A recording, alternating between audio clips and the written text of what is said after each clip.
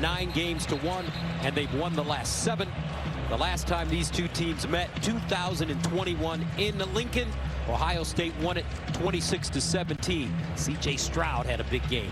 Threw for 405 yards and 2 touchdowns. Jackson Smith and Jigba, 15 catches, 240 yards. And a score also by Chris Olave. So Will Howard, the Kansas State transfer, who's playing some really good football this season, will wait his turn as Nebraska will get it the first time. That ball keeps blowing off the tee. Somebody's going to have to hold it. Giving us a pump fake now twice. I see. Little wind here in Columbus. Rain earlier today, about 10 a.m. Rain came down.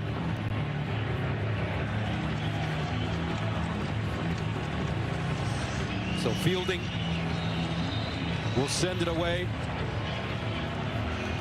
Quentin Ives is the deep man for Nebraska. Buckeyes, Cornhuskers. Here we go from Columbus. And this ball fielded and muffed, covered up at the 9-yard line. Little dangerous action going on there. Ives had to just fall on the football. So that brings on a young man, Dylan Raiola, who last year was playing a high school game this time of year. Now he's playing in front of 100,000 fans at one of the greatest stadiums in the history of college football. And for the second straight week, he's got to start backed up. This is exactly how they started a week ago against Indiana. They started on their own 1 because of problems with the kickoff return. Another problem here, and they start Gus inside the 10. First down and 10 at the 9-yard line for Nebraska. And they hand it off on first down. And Dante Dowdell slipping.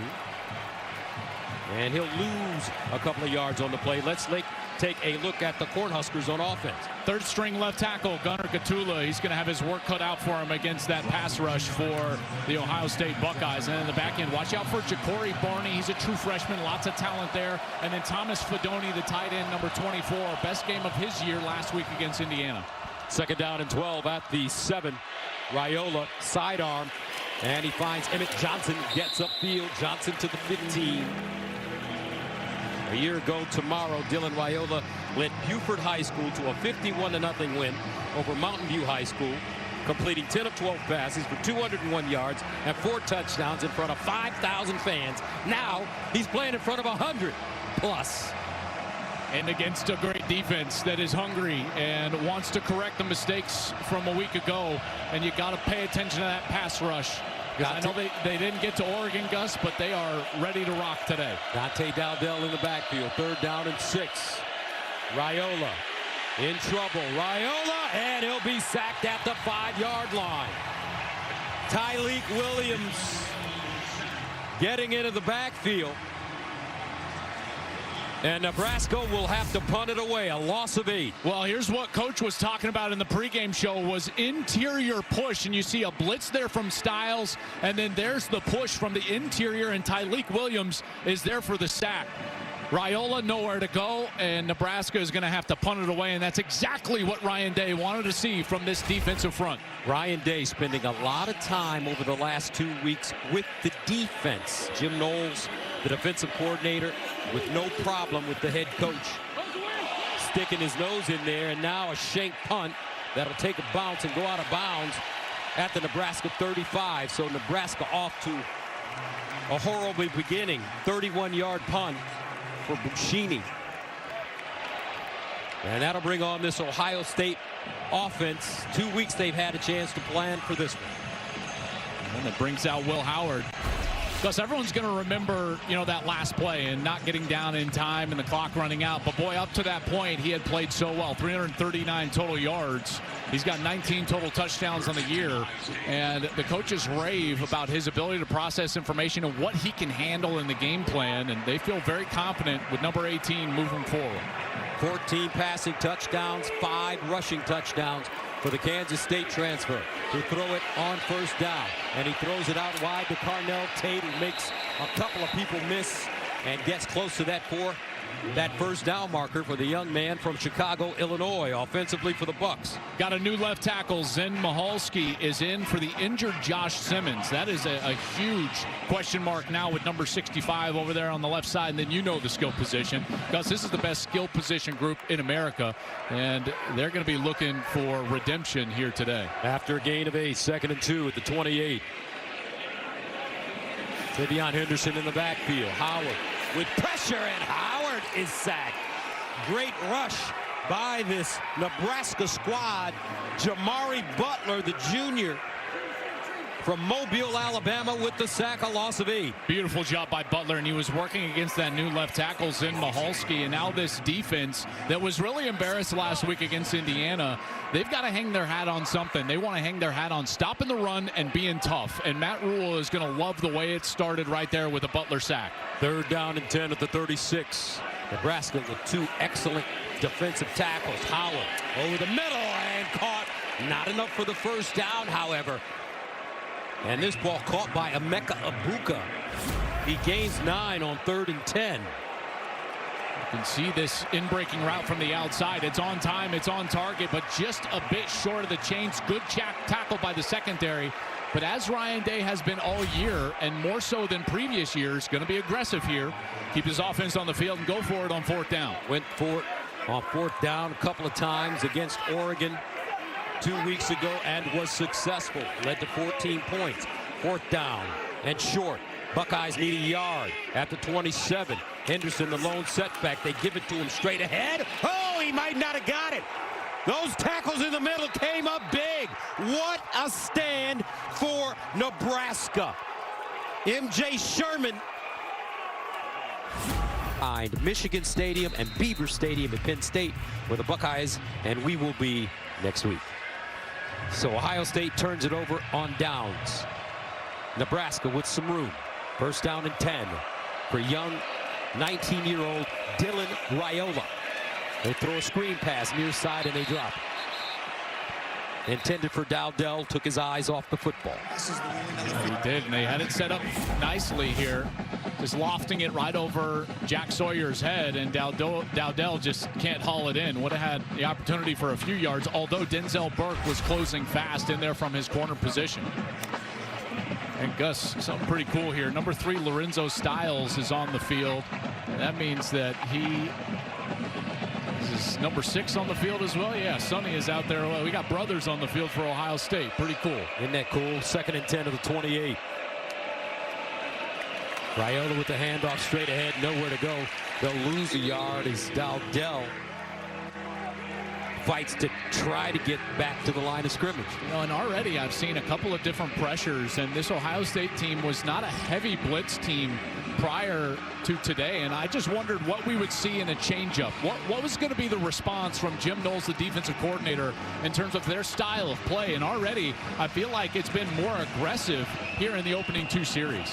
3rd down and 11 at the 27-yard line. Dowdell in the backfield with Raiola. Here's Raiola. Winds up, throws the deep ball. Oh, caught at the 41-yard line. What a catch by Isaiah Nair. And Raiola really putting that ball in the bucket. Perfect throw. Raiola, where only his player can get it. Uh-oh. Did he secure that one through the ground? That's going to be close. I don't know if they'll take a look at that again, but I do love the aggressiveness, Gus.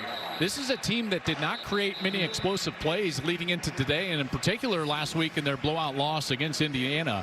And they said they wanted to be more aggressive. They're like, listen, we're going to take shots, in particular after what we saw from Ohio State's secondary and Denzel Burke against Oregon, and they attacked number 10 right away with Isaiah Nair. Got away with a little grab of the jersey there, and then he's got to secure that ball. It can move in his hands. It just has to be secure, and I just don't know if it was. What's the definition of secure when you look at a play like that? I mean, it looks secure to me. It looks secure right there, but then right there, is it still in the left hand? I think so, and then it comes out of the left hand. That's a tough look right there. Mike Pereira joins us now. Mike, what is the definition of secure? And it looks like the ground made that ball start to shake a little bit. Yeah, Gus, I think that's a great question that you asked. Look, you know, if you lose possession of the ball, that's what's considered not having secures, a possession of it. And to me, when the ball hits the ground here, as you look at the process, the ball seems to be rolling around. Now, we had the Big Ten game last night, and there was a similar type play, which they reversed from a touchdown to incomplete. So if they're going to be consistent in their ruling, you'd have to say that this looks incomplete because the hands do come off. Man, a great effort. I think it's that left hand. You see right here, the left hand's on it, and then as he rolls over, the left hand comes off of it. I know that's so close. Man, it is, and especially so nitpicky. It is. You're right, Gus, and in particular because what a great effort from Nair and a beautiful pass from Raiola. And again, after further review, the ruling on the field has changed. The receiver did not maintain possession of the ball as the ball hit the turf. It is an incomplete pass. The ball be placed back at the 27-yard line where it's 4th down. So that will wipe out a 30-yard gain. Thank you very much, Mike. You were correct as well as you were correct, Joel. Well, Nair can't believe it on the sideline. He's thinking to himself, what do you mean it's incomplete? But Gus, where did they attack? Raiola knew where to attack, and he was attacking Denzel Burke.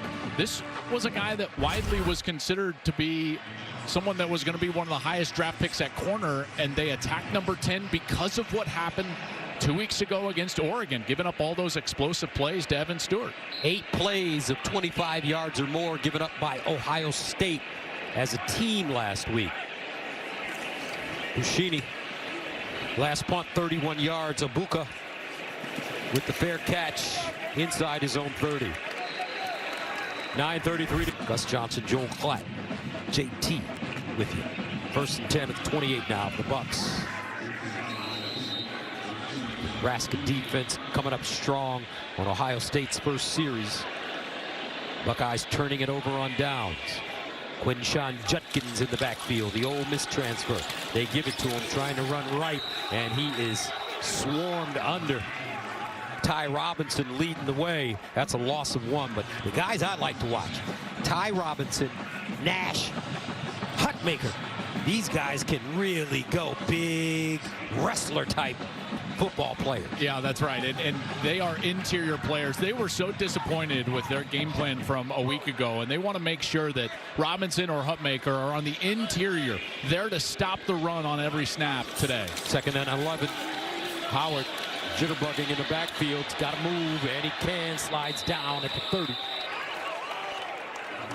A gain of 2, and he talked about what happened at Oregon a couple of weeks ago. He thought he had slid down early enough. Yeah, he really did, and you know, you feel for him in that regard, but right now he's going to have to deal with a tackle that is already struggling, and Zen Michalski has given up 2 pressures. Butler already has a sack in today's game, and there Howard has to escape before he can release the ball. 3rd down and 9 at the 29. Judkins remains in the game. Howard to throw it. Underneath, caught at the line of scrimmage, but it won't be enough for the 1st down.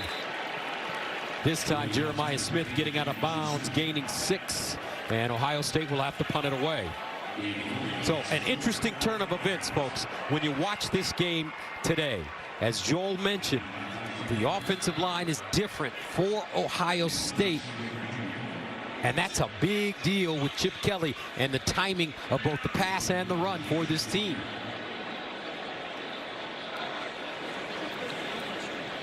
Garcia Castaneda is the return man. And he has it at the 18-yard line. That's a college mustache. 1st down and 10 at the 19.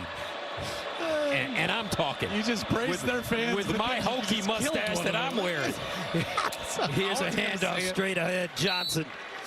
I wasn't going to say I know. Everybody's been killing me about my mustache. Gain of 5. Looks good on you.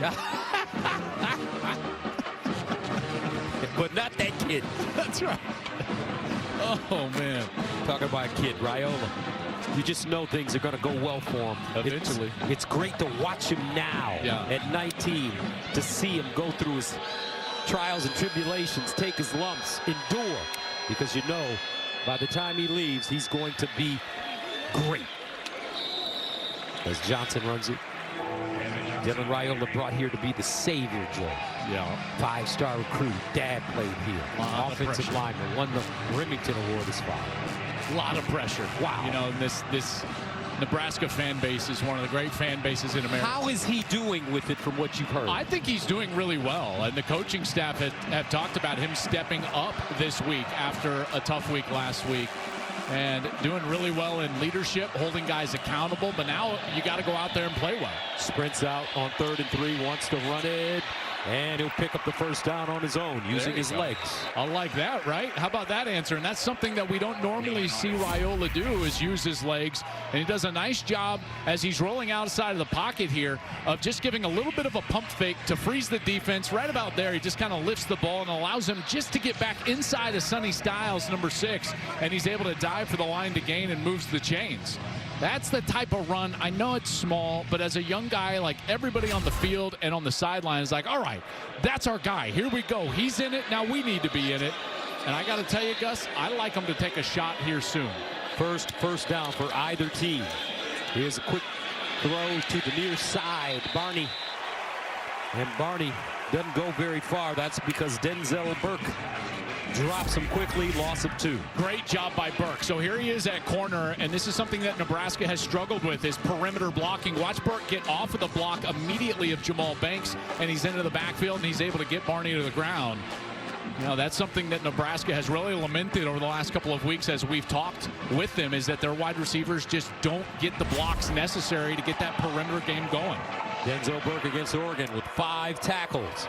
2nd down and 11. Raiola steps up in the pocket with room. Raiola slides down, and he'll pick up positive yardage once again, this time 4, right in front of Davison Igbinosun.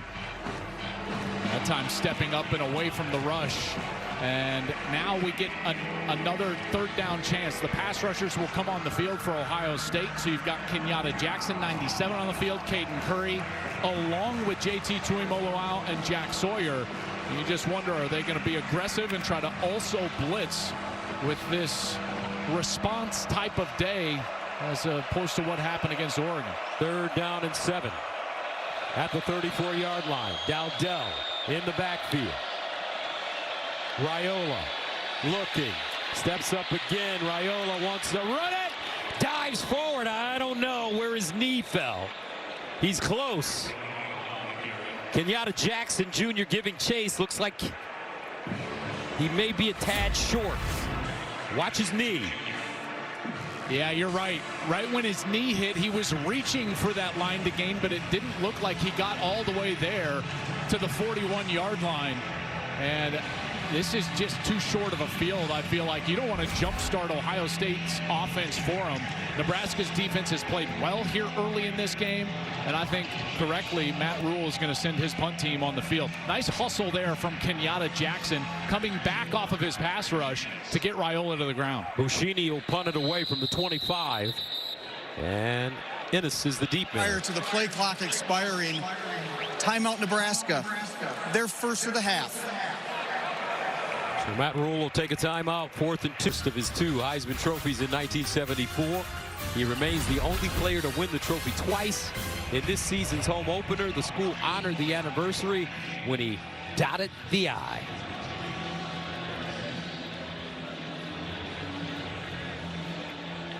Fourth down and 2 for Nebraska. No score. 3:38 to play in the first quarter. Huskers have to feel good about how they've performed thus far, keeping this game close after last week's disaster in Bloomington. Ball fair caught at the 10. 50-yard punt.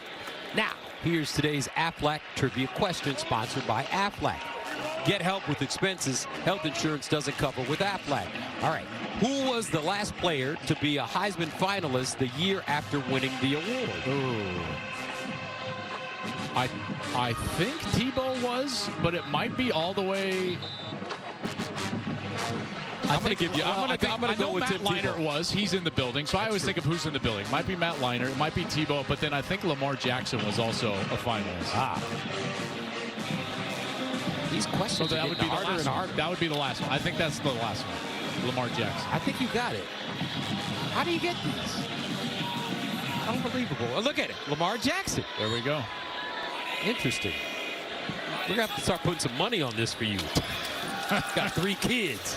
And here's Henderson breaking it outside. And Travion Henderson makes chicken salad. A 14-yard run after being bottled up in the backfield. Yeah, good vision there, right, from Travion. Finding his way back to that left side. There wasn't really anything front side as he goes over here, and then watch, he's trying to seek, and then boom, there's the cutback that he's able to get. And Nebraska just can't corral him. He's got so much speed and burst once he gets into the open field. 10 carries, 87 yards. Last game against Oregon. 1st and 10 of the 24. Howard delivers. Near side. Nice catch. Emeka Egbuka just gobbling that ball up. He was well covered by Deshaun Singleton. Watch him run back down the route tree. So here he comes in motion. Here's Emeka, and he comes and watch, right, he's coming, and then he doesn't stop. See him, he works all the way back, Gus, right back down his route tree. That's the way to keep yourself uncovered, create space. That's why he's a great wide receiver. 2nd down and 2 at the 32. Here's the run. Henderson, and he'll be dropped for maybe a 6-yard loss.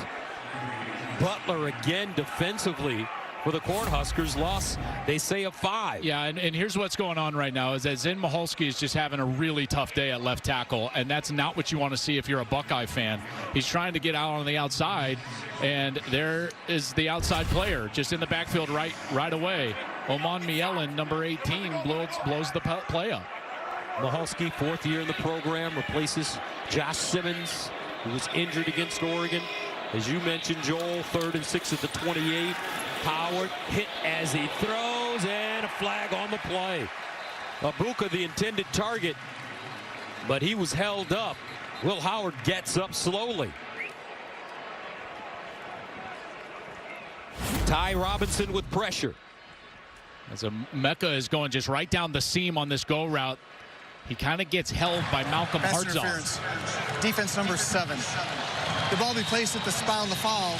Includes an automatic 1st down. Boy, Nebraska was after Will Howard. There's your boy Ty Robinson, Gus, but look at all those white jerseys after Will Howard in the backfield. This offensive line for Ohio State so far today here in this 1st quarter, you're looking at the first 13 minutes of game time, and they just have not played well. Too much pressure on Will Howard, not enough run lanes, so they're trying to find their footing up front and allow these great skill position players the opportunity to showcase their talent. 1st down and 10 of the 43.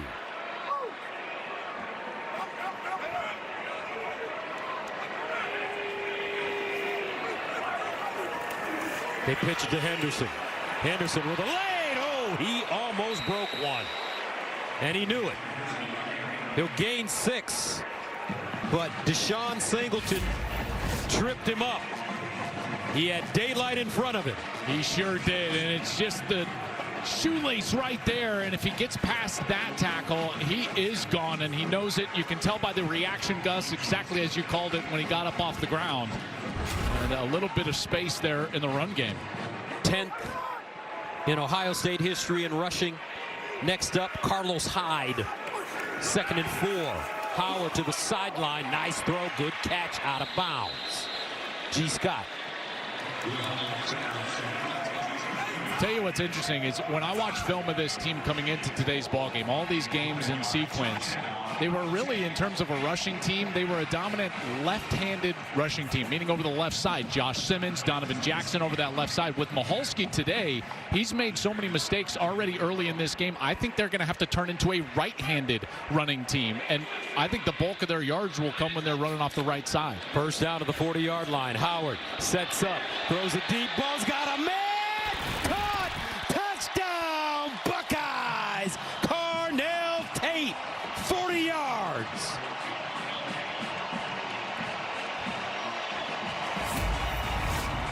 You've got to read the safety in order to get the post over the top. So as the safety is going to sit right here, and he's going to be watching Egbuka, and as soon as he sets, Howard goes up and over the top. He doesn't pay attention to the backside safety. You feel like you can complete that regardless of what he's doing. Tate runs a good route, safety sits, and Howard hits him for the touchdown. Beautiful play there from Howard and Tate. 16th catch of the year, second touchdown for Carnell Tate. And here's a young man that caught 18 balls for 264 yards and a score during his freshman season. That's more than Chris Olave, Marvin Harrison Jr., Curtis Samuel, or Jackson Smith and Jigba had in their freshman seasons. Everybody's talking about young Jeremiah Smith, but Carnell Tate from Chicago, Illinois, can play the game. 6 plays, 91 yards. Buckeyes score in 3 minutes and 2 seconds.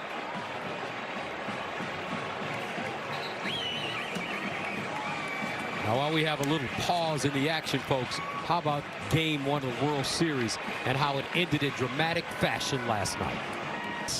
Our colleague, what a great call. What an incredible play. Grand Slam World Series. Getting off to a sensational start right here on Fox. And this ball goes into the end zone. First question, who are you going for, Yankees or Dodgers? Well, I live in California now, so I've got to go with the Dodgers, right? I'm a West Coast guy. I'll go Dodgers. How about you?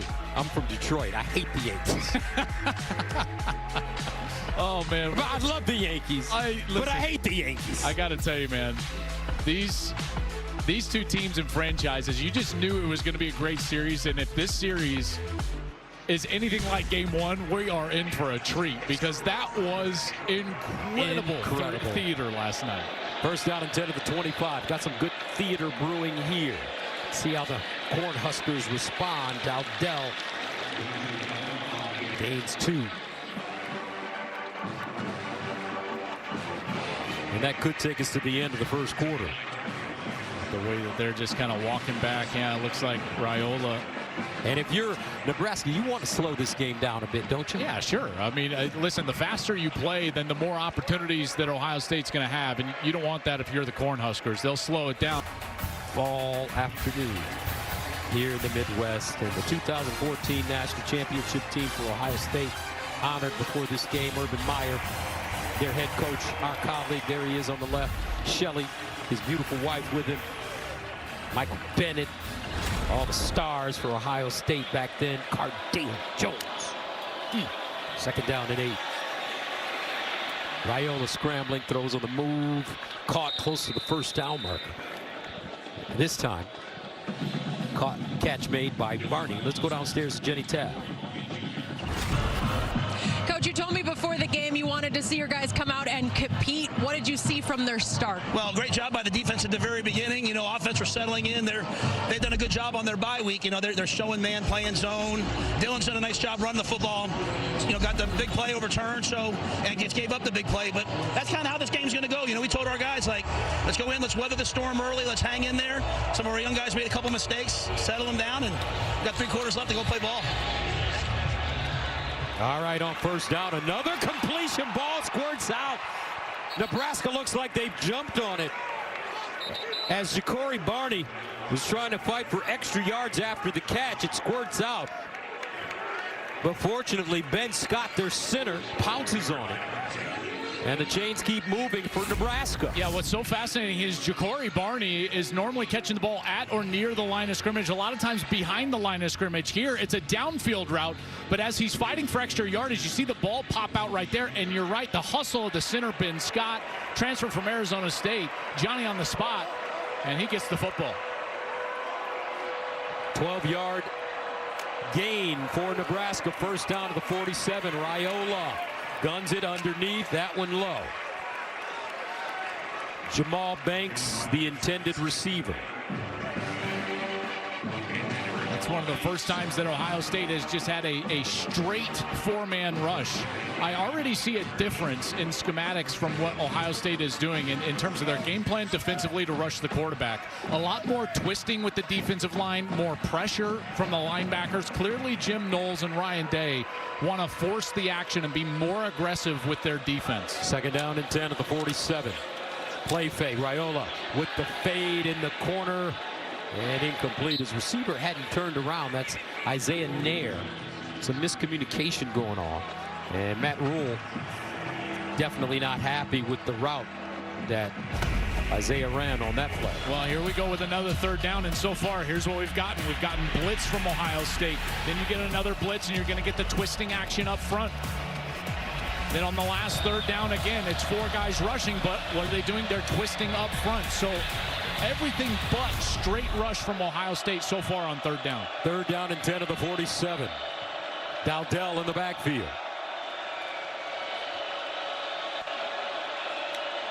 Ohio State showing blitz. They pick it up. Raiola steps away from it. Huge lane. Here comes Dylan Raiola. Here's the sideline. Look at the 19-year-old out of bounds at the 15. Denzel Burke ushering him out of play, but that's a 38-yard gain for the freshman.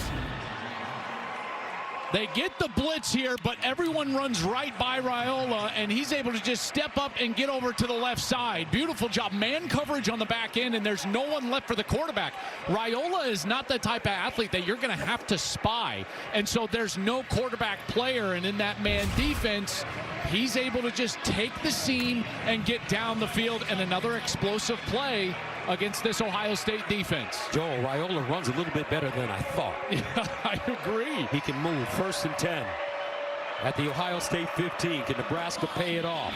Dowdell, nothing doing this time. Caleb Downs, the Alabama transfer sophomore, loss of 3. I tell you what, Caleb Downs, here he is as a safety. Watch how fast he triggers into the backfield.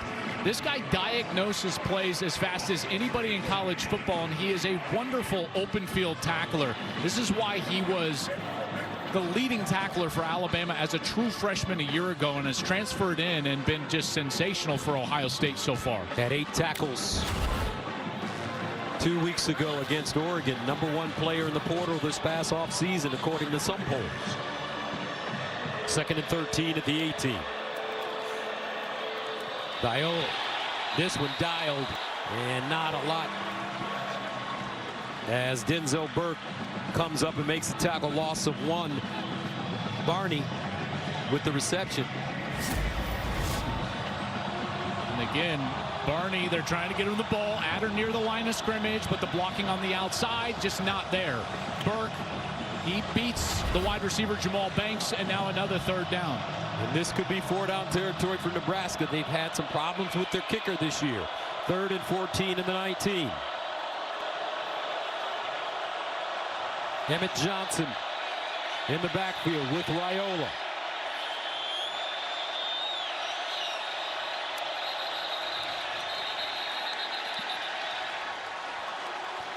And a timeout on the play called by the course of 6 for 81 yards and a touchdown.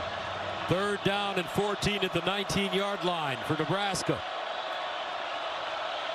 Ohio State's defense, 6 tackles for loss already. Raiola drops it off. Johnson, and Johnson will be tackled for another loss. First man to him, Tyleek Williams. A loss of 2. Well, this is a great game plan, because what you're going to get is pressure from the wide side of the field, but then the defensive line looping to the short side of the field. This is going to take up a tendency for Nebraska. #1, you can create pressure if it's straight drop back, but this is a heavy screen team. They love to throw these screens at the line of scrimmage to their backs, and so why not loop those defensive ends to that short side, and they're right there for the screen. So John Hole comes in to attempt a 39-yard field goal, got it up, and good. And that is a positive sign for the Nebraska Cornhuskers. You bet. You bet. I tell you exactly. Last week he did not attempt a field goal. Matt Rule was holding his breath, wasn't he? Yes, he was. Let me tell you about John Hole, folks. He's replacing Tristan Alvano, who's out with an injury on the season. He came into this game 1 for 5 with a long of 21. That is a big-time confidence booster for this Nebraska squad. Look at him. He's looking out there like, all right.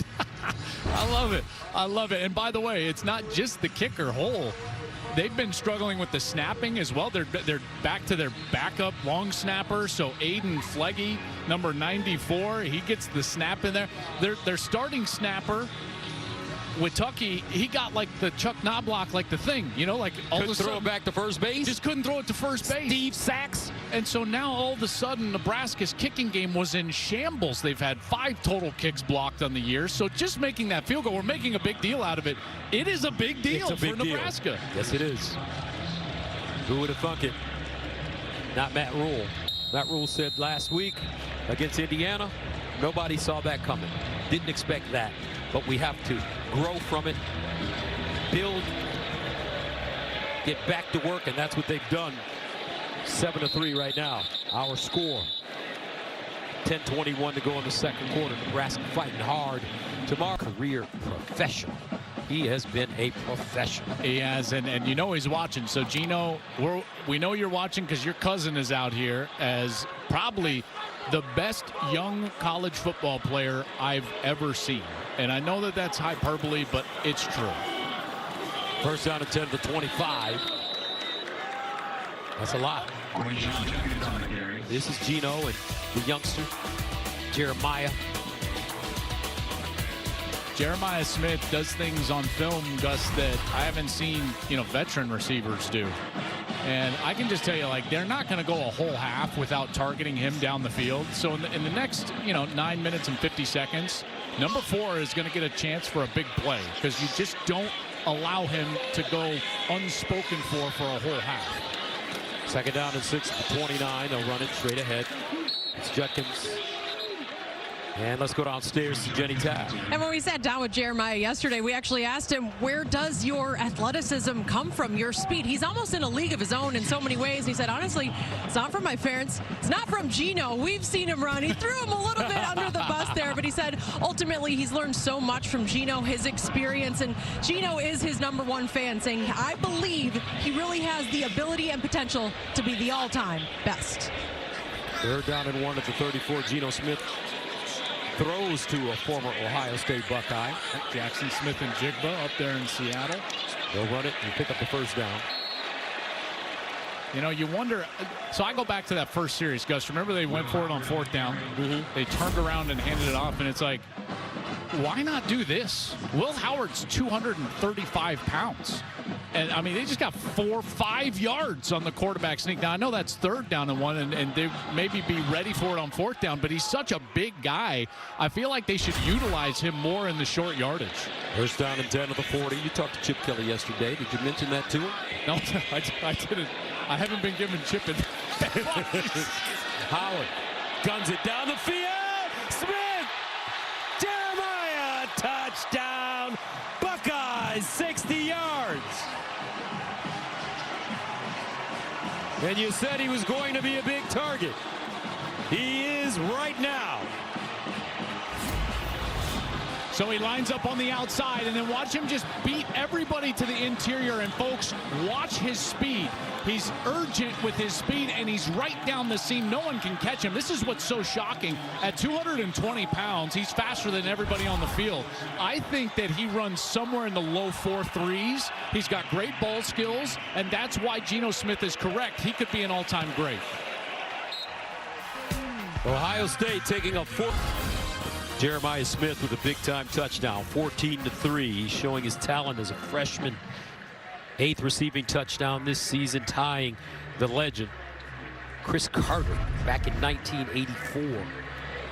As you compare their numbers in their freshman seasons, Jeremiah right there is going to pass Chris Carter, CC, as we call him.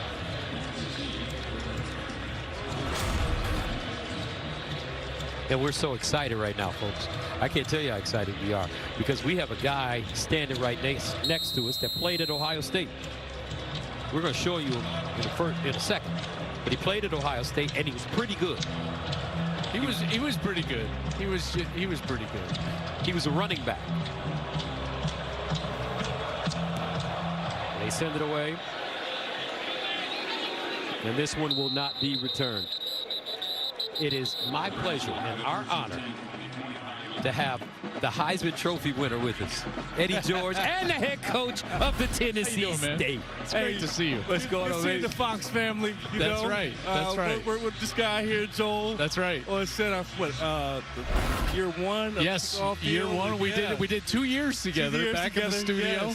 Yes. That was so good, man. How are you? Man, I'm blessed, man. Good. I'm on my bye week right now. I had to come up, check out the Buckeyes, and get ready for the final quarter of our That's right. season, Tennessee State. So that's it, man. Just enjoying it. Eddie, you're doing a great job with Tennessee State. You got UT Martin, if I'm not mistaken, Yes. next. Isn't that right? Yes, yeah, defending OBC Big South champs, and they play Eastern Illinois today, and they're good. We got SEMO to back in, so we got a tough schedule in November, but we're up for the challenge for sure.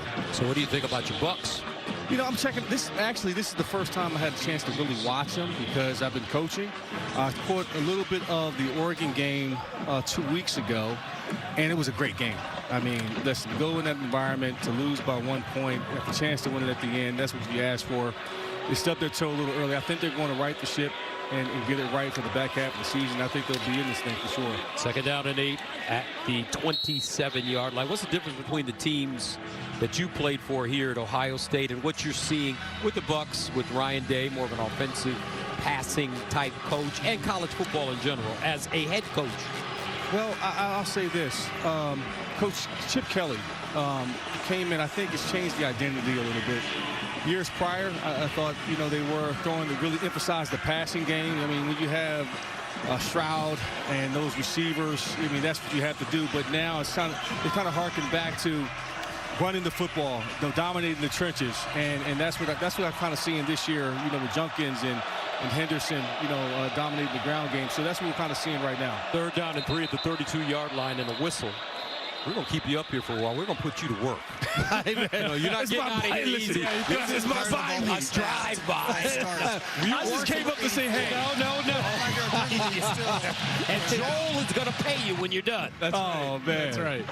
Man, I got to tell you, it was such an honor and a joy to work with Eddie when I first got the opportunity to go in L.A. and work in that studio. Yes. And, you know, this is what I've really loved is watching your coaching career take off and the job that you've done at Tennessee State.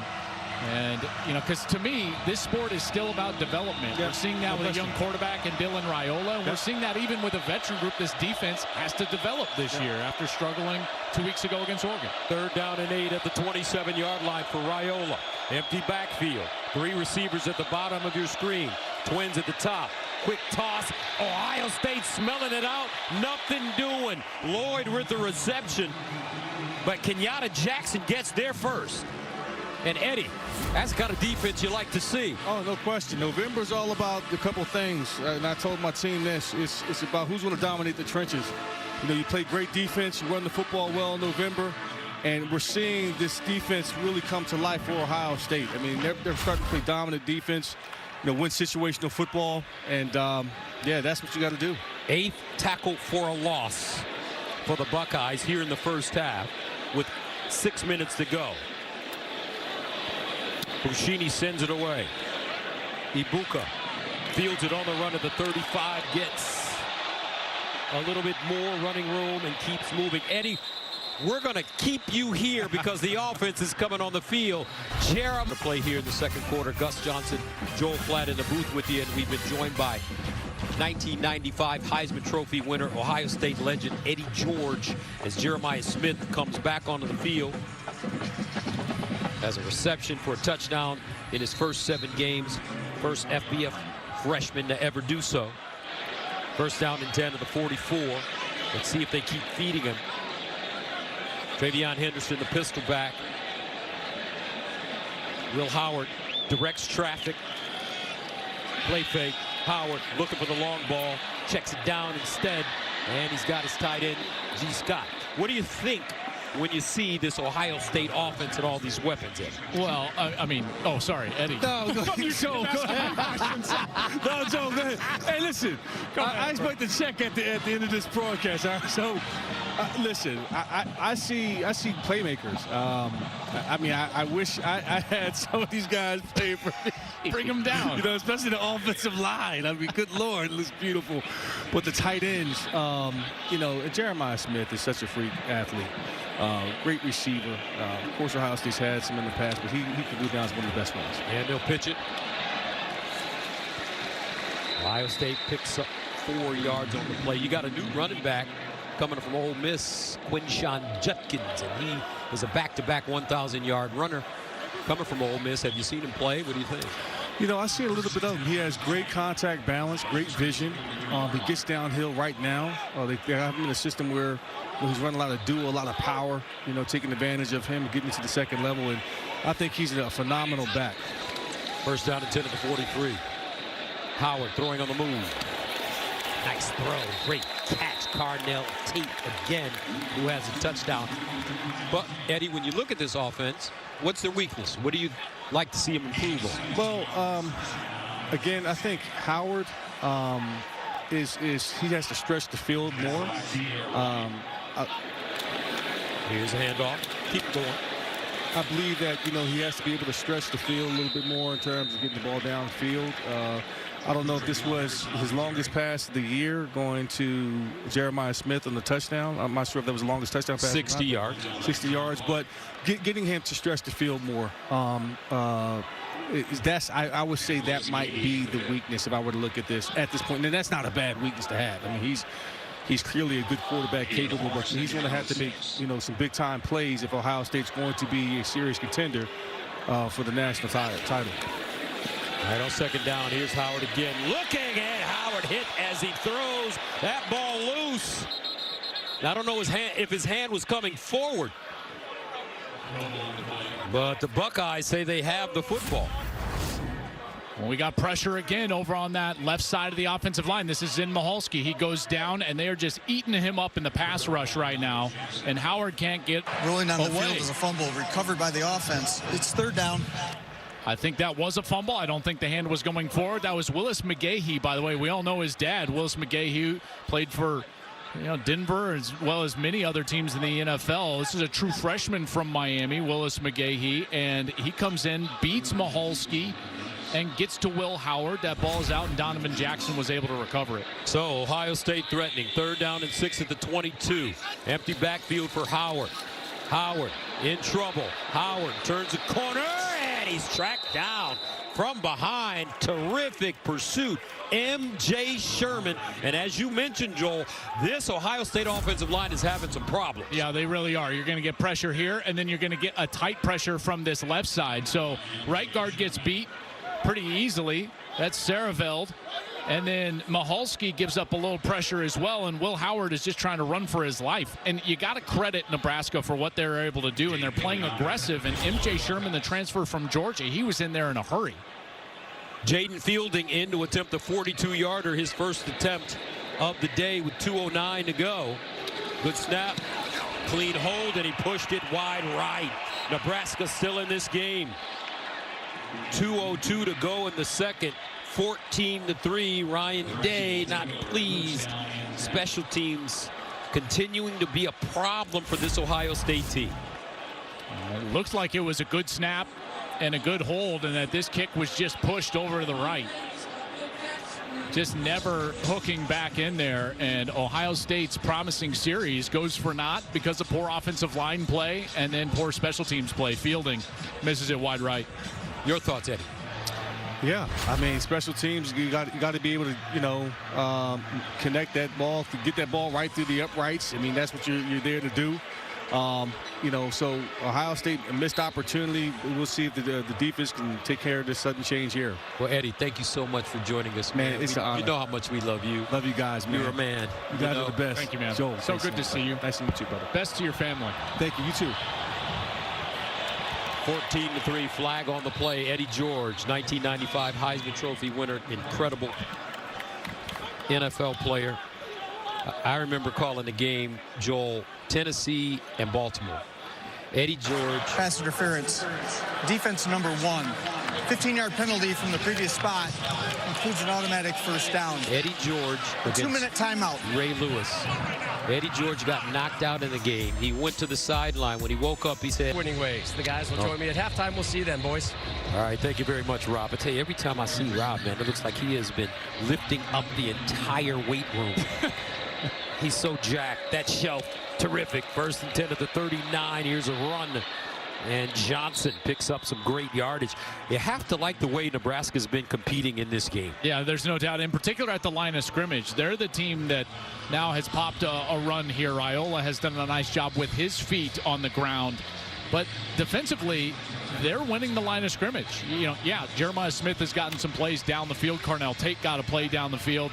But Ohio State has an inability to run the football right now. Meanwhile, Nebraska, they're running it for 4.5 yards per carry. 14-yard gain on the last play. First down to the 47. Raiola underneath on the slant play. He's got his man. Nicely done. Nair finding a soft spot, gains 8. I think they just need to get more vertical, including in the route structures. Not as much. They throw it too much near or at the line of scrimmage. They need to get down the field. Second down and 2. The handoff for the first down. And it looks like they have the first down. A minute and counting remaining in this first half. 14-3. Nebraska driving. What's going on here? They didn't get the first down. It wasn't awarded them, and now they haven't taken their last timeout, and they're having to get the big players on the field in order to try to get the first down. A lot of time wasted here, even though they're on the plus side of the 50-yard line. Oh, so they say it's 3rd down and 1 at the 38.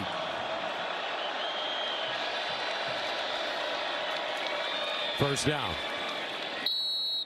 Dowdell. Clock will stop. 3-yard gain momentarily.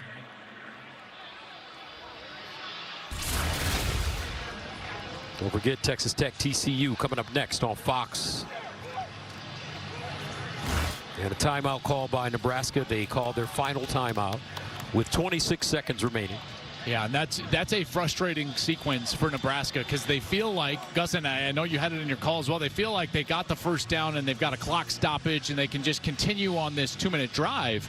But then when it's not awarded them, the clock is running and they don't want to burn the timeout there. So they have to go big and get that bigger package on the field so that they can then get the first down. Here's that second down play that they didn't get it. And I got to tell you, I felt like they got a terrible spot and then it was not reviewed. I mean, he's over by a yard and a half, and they spot him short. The clock started to run. That was a major mistake by the officials, and now that's why they had to waste the timeout after they just got the first down in order to try to get the right personnel back on the field. First down to the 35, 26 seconds left. Twins at the top of your screen. Raiola goes that way, throws it behind his receiver. It's called at the 30. Fedoni will quickly get to the line of scrimmage and spike the football with 15 seconds left. All right, so Gus, let's talk about that kicking game. We had a long discussion earlier about the kicking game, right? And I'm watching their operation with Hull, John Hull. He's got plenty of leg. The wind is going left to right. So going this direction, I felt like he was maxing out right at about 47, which is about where they're at right now. I feel like they're in field goal range. They'd love to pick up a little bit more. But the crucial part of this prior is to the ball being snapped. Timeout Ohio State. They're first of the half. 30-second timeout.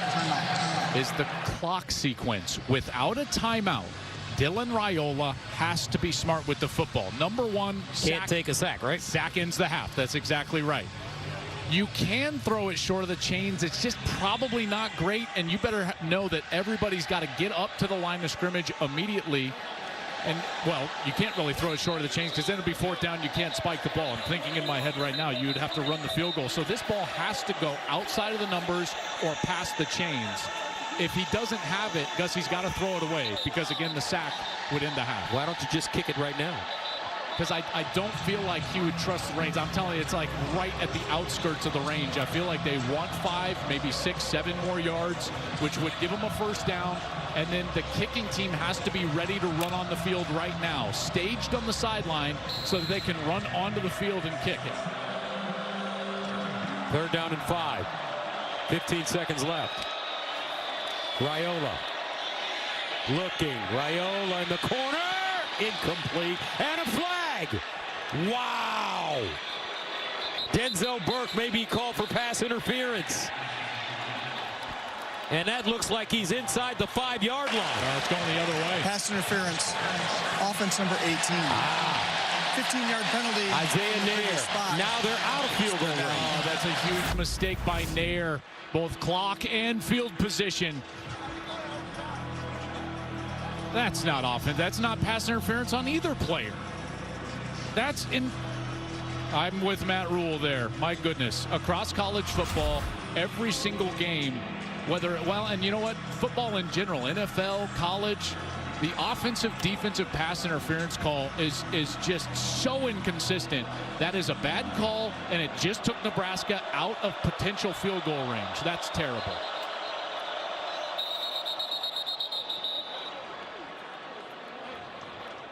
Second charge, team timeout. I'm sure Ohio State would like to argue the same point 2 weeks ago. 100%. I was just saying, like, that knocked them out of field goal range against Oregon on the offensive pass interference call. Gus, let's go back, though, okay? I'm going to go back. This was second down and short. You called a first down, and you were right because he got it by 1.5 yards. And then they didn't give him which is why they had to burn the watch. See the official, he's running up like that. That's 1 yard off. But because of that, the clock didn't stop. They burned all that time, had to use a timeout. Now they get an offensive pass interference call that's like a phantom call. That's rough. Mike Pereira joins us. Mike, your thoughts? Yeah, that whole sequence was so bizarre because I kept seeing the clock run when they had the first down. I think the official actually got confused with who had the ball. It wasn't where he spotted it. And then replay should have noted this to stop that and make this correction. It's just a bizarre sequence here. 3rd down and 20 at the 45. 9 seconds left. Raiola to the sideline. And that looks like a first down for Fedoni as he gets out of bounds with 5 seconds to go. And it looks like they're going to bring the field goal unit on the field. John Hole, good today from 39 yards. And let's see where they spot this one. This one will be from 56 yards away. He came into this game 1 of 5. He's the backup kicker. Ohio State should have someone back here just in case that this is short. They should have someone back to try to return this kick. From 50, Hole. Ha ha! Got it! Woo! John Hole, pure. And Nebraska will take the 3. 14-6 the score at halftime. As you mentioned, he's got plenty of leg. He had the leg. I tell you, what a kick from John Hole, a guy who is a Lincoln native, now kicking for his hometown team, and Matt Rule loving life. Dylan Raiola knows that sequence should have ended in methodical, hanging around, and Dylan Raiola making some plays there late to drive down and get 3 points. Buckeyes will get the football to start the second half. And we're underway from Columbus. 14-6. And Ohio State will run it. Innes runs into a pile at the 20 and goes backwards. Let's go downstairs and check in with Jen. Well, Gus, I asked Coach Day specifically about the O-line, about Maholski, what he needed to see, and he actually paused for a second, and his answer was, we need to find a way to run the football. That's what he wanted to talk about. He also complimented their big plays. Their defense has been much better. He likes those 7 tackles for loss, and he said, we're playing better football, especially on 3rd down. Coach Rule fired up coming out in the second half. He said Dylan Raiola is competing. He's finding a rhythm. Obviously, a little frustrated with the officiating, telling me, I'm going to let you guys talk about it because I'm not happy with what I'm seeing. And we were talking about it. In that sequence, I'm glad that they were able to still get the 3 points. They'll run it on first down. Quinshawn Judkins. And Coach Day saying we need to run the football. When you have 2 special backs like Judkins and Henderson, you have to figure out a way to find some opening space for it. Yeah, that's right. And it falls on the 5 guys up front. Because here's what I know. Chip Kelly and his scheme running the football, the scheme is correct. These 2 backs are 2 of the best backs in America. The backs are not the issue. Their vision is not the problem, their explosiveness. The issue lies in those 5 guys up front. They have got to start opening up these run holes for these backs. 2nd down and 8 at the 21. Howard goes through his progressions, pulls it down, throws on the move. Caught. Jeremiah Smith out of bounds, short of the first down. He gains 5. Watch again. Gus, the pressure. You know, this is going to be Ty Robinson, one of the better defensive tackles in America as far as creating pressure, but he just gets right by Donovan Jackson. So whether it's run game or pass game, so far today for Ohio State, they're up 14-6, but it hasn't been pretty, and the culprit has been the offensive line. This group has got to play better. 3rd down and 3 at the 26.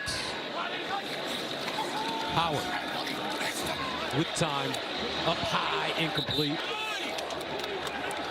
Jeremiah Smith, the reception. Don't think he got a foot in bounds. That's Howard's first incompletion today. And Ohio State 3 and out. Nice solid series there to open the half for the Nebraska defense. Howard has been so efficient. Like you said, first incompletion. He's been rock solid, but that time defense doing a good job getting off the field. Joe McGuire will punt it away from the 11. Garcia Castaneda, the return man, lets it take a bounce. And it will bounce inside the Nebraska 15. And that's where they will start. A 6 only on Fox, but keep an eye on Penn State and their game against Wisconsin tonight from Camp Randall, folks. 7 o'clock NBC. Wisconsin playing a lot better football than Penn State right now. Going through some turmoil with their program. Well, and maybe looking ahead to next week, and maybe that's happening a little bit with parts of this Ohio State team, you know, looking for that Ohio State-Penn State matchup in Happy Valley next week. You know, in this game, though, this is an opportunity for Nebraska, obviously. You're now in a one possession game. You're coming out of halftime. You've got the ability to watch the iPad at half. It's got to be your best stuff here as a play caller. On 2nd and 8, here's some good stuff here with the running lane, and it is Barney with a burst of speed, gets close to that 30-yard line. What does your best stuff mean? You've got to look at that iPad. Remember, they've got the video. You can see all the formations. You can see what went on in the first half. And you've got to understand what structures gave us the best opportunity to have success. That's number one. Then, Gus, it comes to concepts. You marry those structures with the concepts that gave you some opportunity to move the ball down the field, and you've got to convict yourself to be aggressive. I think Marcus Satterfield, the offensive coordinator, has got to be aggressive right now. Play fake. Raiola sets up, fires, and incomplete.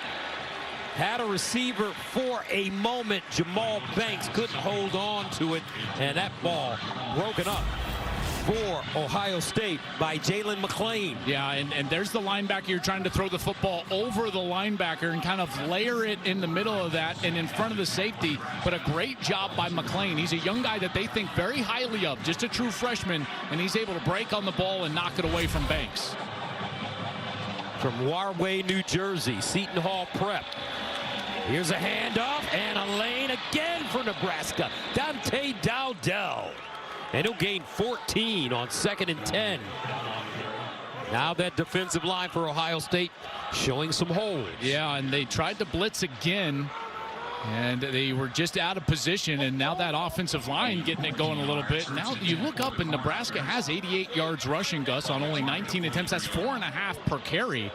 And they're doing a nice job. 1st down at the 43.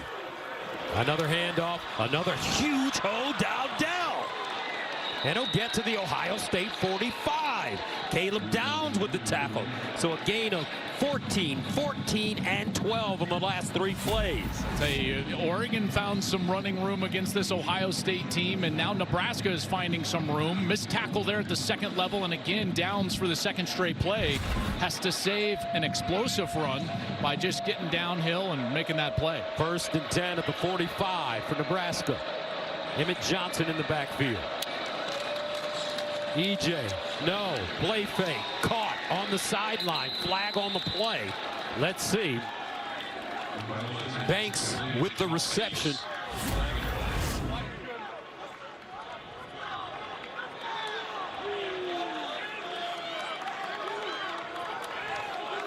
It's a great job by Banks. Pass interference.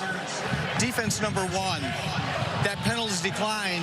The result of the play is a 1st down. That's Igmanosin. Right now, Nebraska just driving it right down the field on Ohio State with the ball.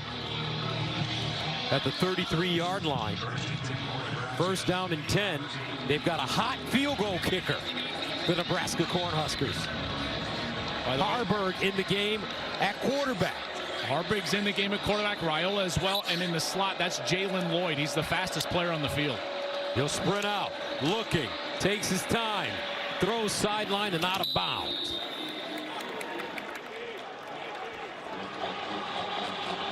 You know, I just try to notice when 19 runs on the field because Jalen Lloyd actually runs on the Nebraska track team as well.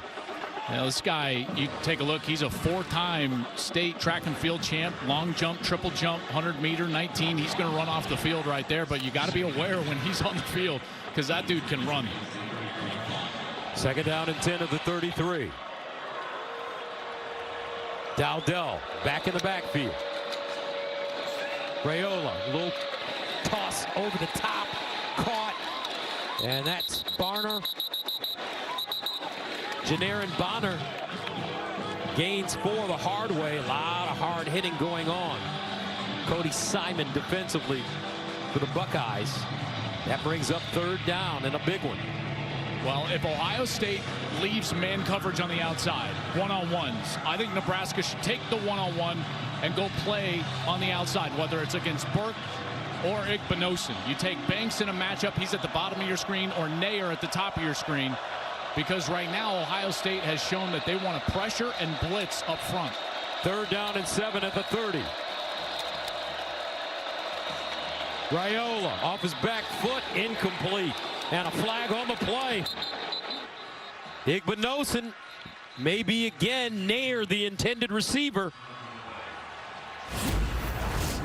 This is absolutely pass interference.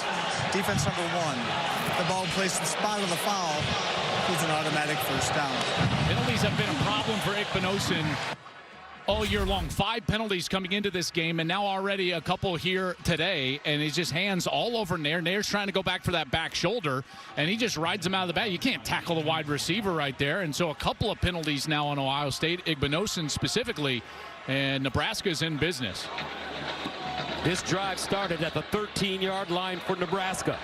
First down and 10 of the 24. Handoff. Dowdell running downhill. And he'll pick up a chunk. 4 on the play. Stopped by Reese. Now they actually just took Igbinosun out of the game completely, which means Jermaine Matthews, 24, is going to be in the ball game. Now Igbinosun will come back on the field. Matthews will stay out there. They'll have 3 corners on the field here. This will be the 10th play of the drive. Started at the 13. Emmett Johnson back in the game at running back. 2nd and 6. I'll tell you, the way that this structure is built, you know, a run play right over here, I think would work. There's Raiola running that way. He hesitated. If he would have burst through that hole, you were absolutely right, Joel.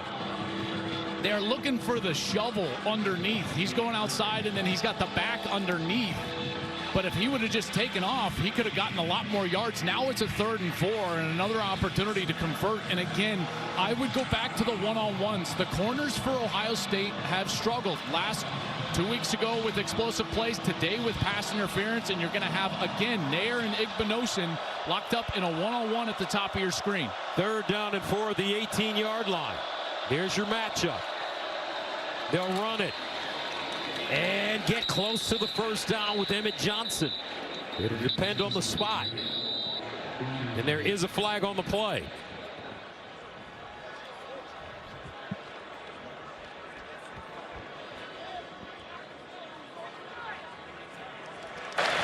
Illegal shift.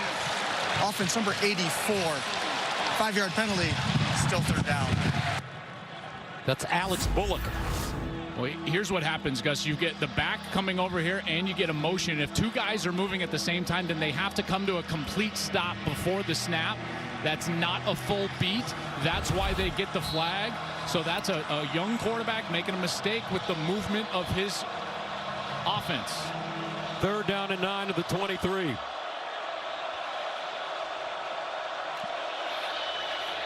Raiola in trouble. Raiola, and he swarmed under. Dylan Raiola swarmed under JT Tuimoloau. Well, you got to block this guy. He's one of the best in America, and the offensive line slides to the left, and Tuimoloau is just left to run free. That's a clear missed assignment up front, and Raiola looked like he was just running for his life there.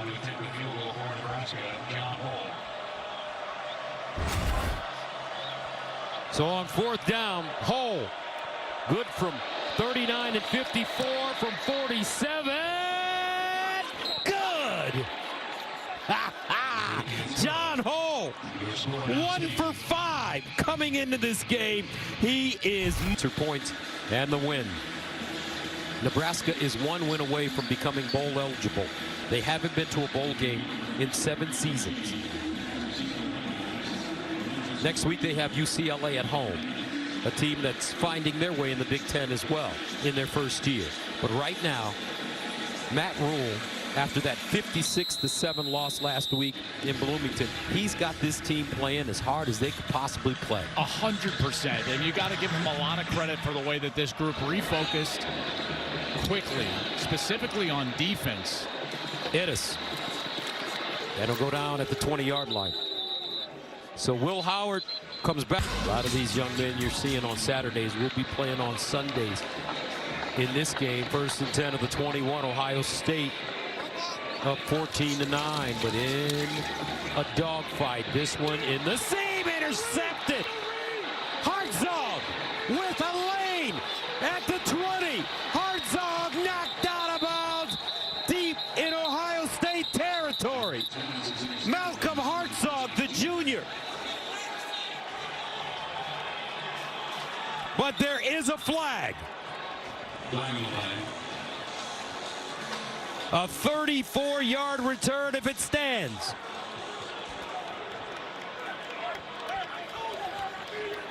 After the interception and during the return, sideline warning Nebraska.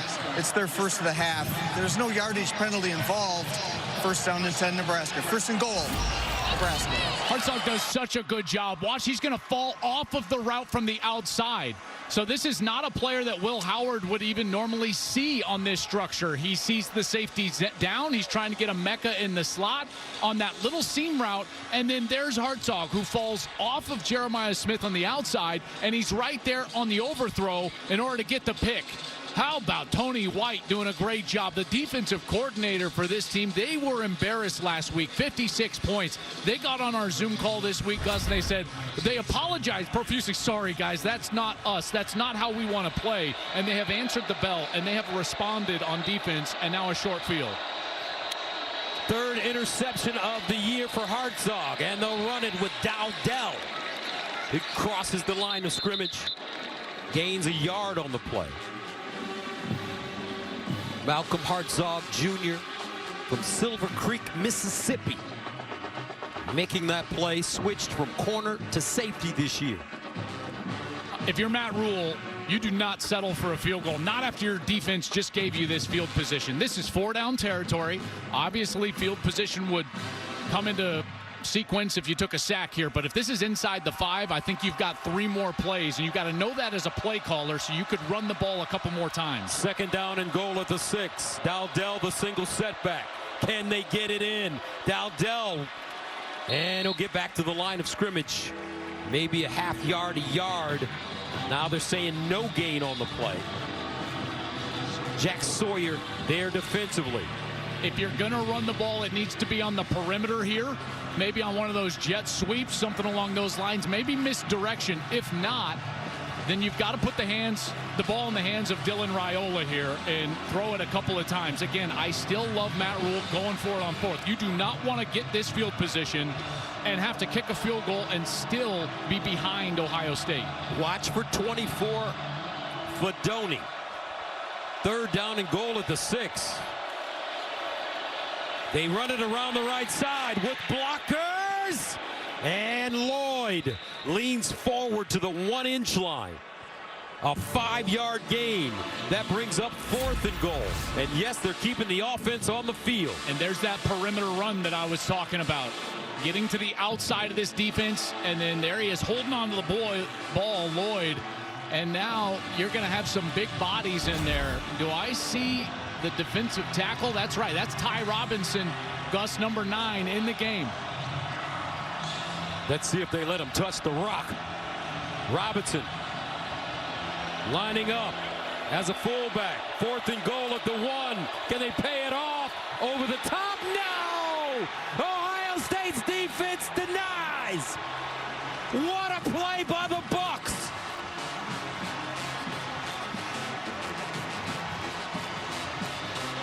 A lot of credit to Caden McDonald, number 98. He was in the midst of that, Joel. Yeah, and Cody Simon also getting to the legs of the ball carrier and not allowing him to go up and over. And Nick Benosin was right there. Arvell Reese was right there. Great stop for Ohio State. This defense, 9 points allowed, but they've got those 8 tackles for loss and a big stand there off of a short field, a sudden change after the interception thrown by Will Howard on the previous series. So Ohio State starts 1st and 10 at their own 1. Judkins in the lineup. Howard with the quarterback sneak, and they'll brotherly shove him to give him a little bit more yardage. Well, now as an offense, your whole job is to try to reestablish field position. I don't know why they spotted that about 2 yards behind where Will Howard went down. Apparently ruling that progress was stopped right there at the 3. But the job of the offense, Gus, right here, get a first down, maybe even 2, try to reestablish field position. 2nd down and 8.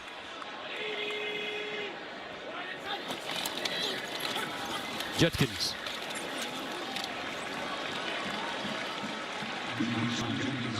Tackle by Bayer, and that's a 6-yard gain.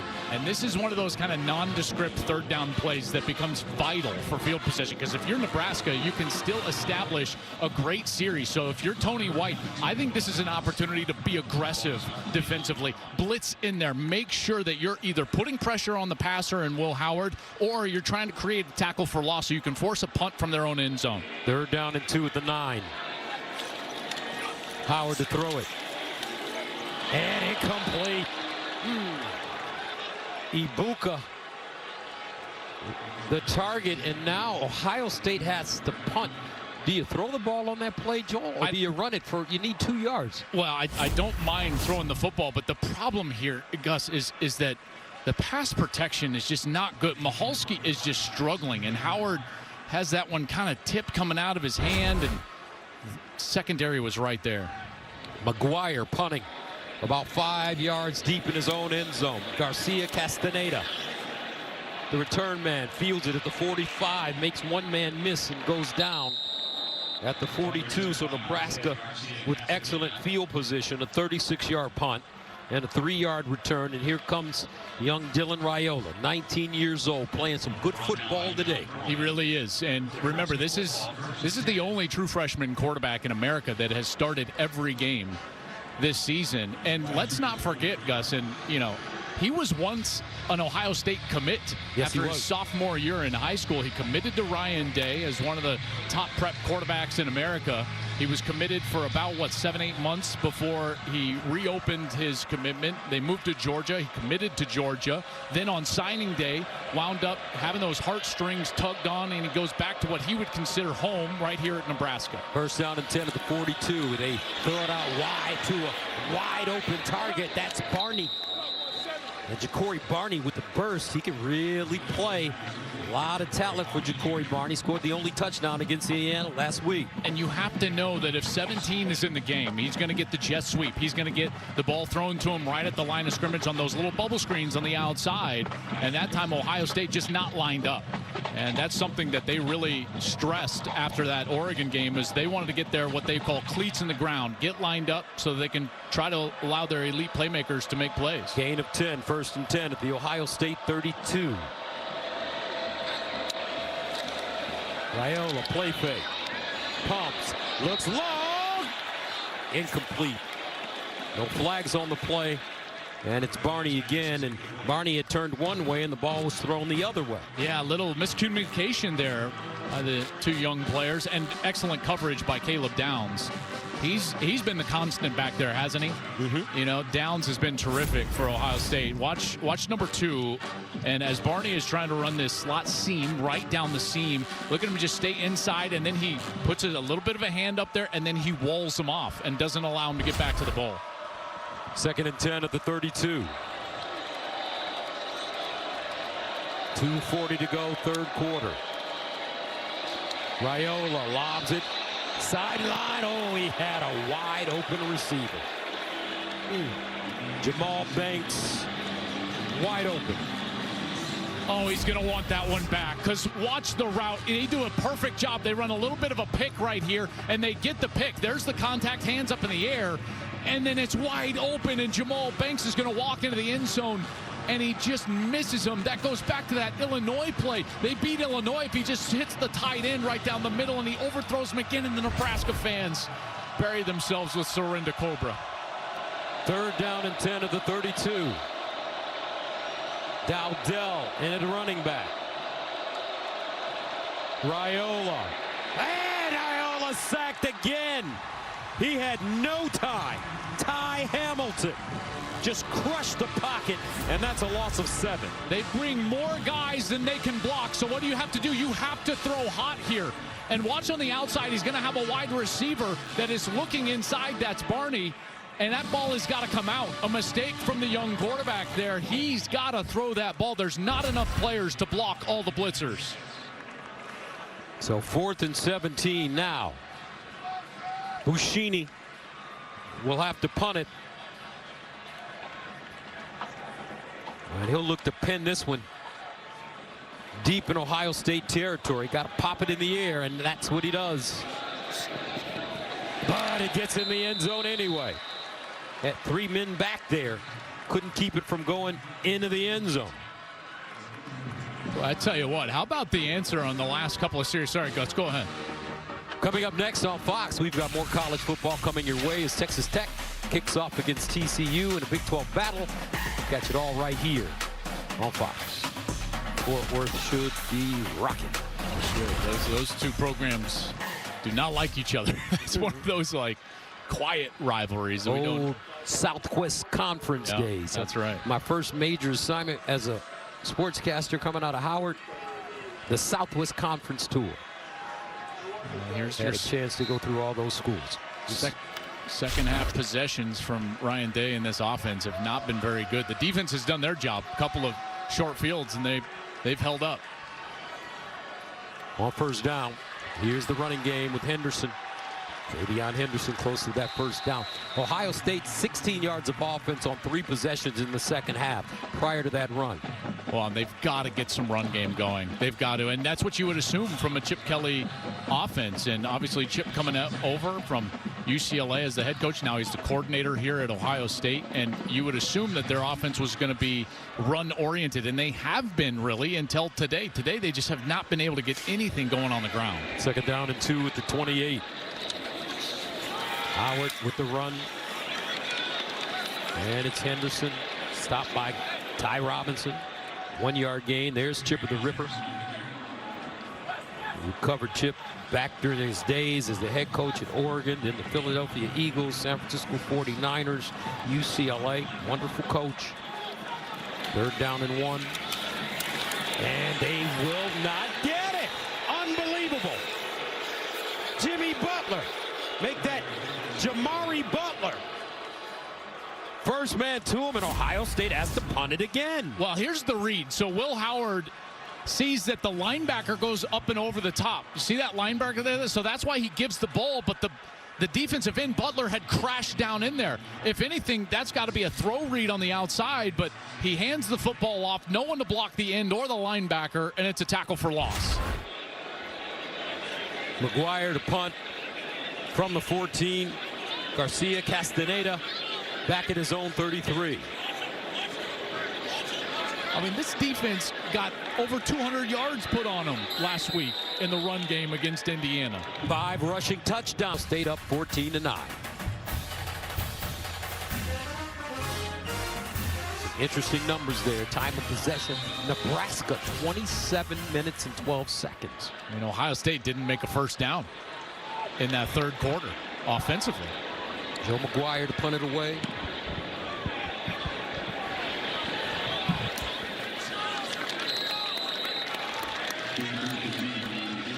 And here comes Dylan Raiola back onto the field for this Nebraska team. Your thoughts on what's taken place in this game thus far? I really love the way that Nebraska has come out in the third quarter, and they have stuck with their game plan. You know, defensively, Gus, after last week against Indiana, they told us that, like, listen, we were embarrassed. We want to make sure that we hang our hat on something, and that's stopping the run. We're not going to allow what happened last week to happen this week, and they've done that. They went and they fixed an issue, and Ohio State has not been able to run the football. Now it's incumbent on this offense to try to get creative and maybe create an explosive play. First down from the 26, and here's an explosive play here down the sideline. Dowdell, and he tiptoes out of bounds, but another explosive play, this time for 19 yards. Great block by Jamal Banks, number 4, from his wide receiver position. He came in, and he's able to get this block on the safety. That's Jordan Hancock, and Igbinosun was nowhere to be near, falling back in response as the corner. And it's a nice run for Nebraska to start the series. Dowdell having a fine outing. 11 carries, 52 yards so far. First down from the 45. Raiola underneath, and it's caught by his tight end, Fedoni, and he'll dive forward and get inside the Ohio State 20.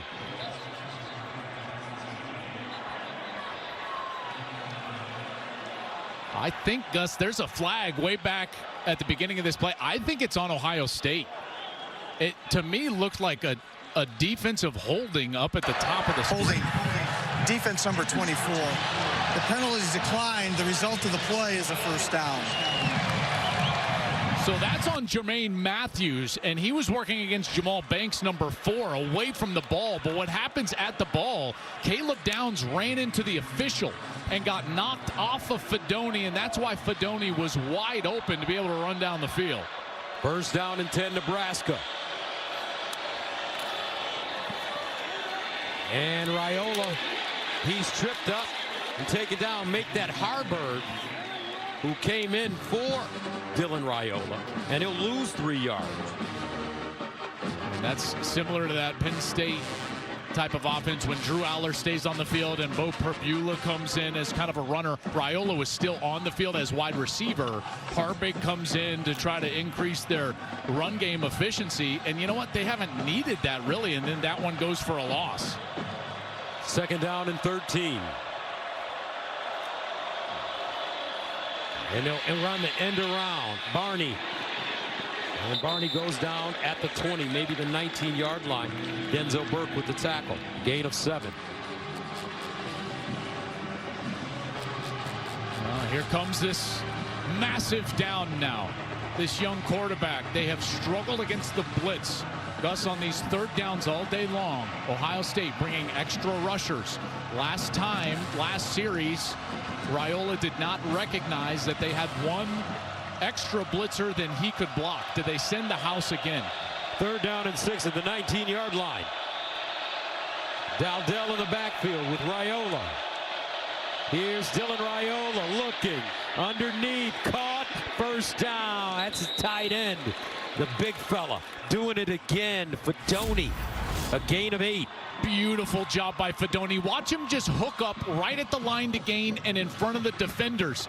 Great job by your tight end, and Raiola was looking that way the whole time, found him. And Fedoni, I tell you what, he had a great game last week. I know they lost by 49, so no one wants to say, hey, you played great. But Fedoni really did, and now it's nervous time for the Buckeye fans here in the shoe. Fedoni had 6 catches, Gus, for 91 yards last week against Indiana. Coaches praised how hard he played all game long, and that was a huge catch on a third down. First down and 10 at the 11. Nebraska can still get another first down. Raiola dancing, lobs it, corner! Incomplete. Ja'Cory Barney was open. He broke open late. But Raiola just couldn't put it on him. Just out of the reach, and we had an earlier one out of the reach for Jamal Banks, and you can tell Barney is just stretching out trying to get that ball and just overthrown. They had him. They had him. Ohio State is living in this man coverage on defense, and right now they're getting beat. 2nd and 10 at the 11. Dowdell remains in the game. He's been a punishing runner.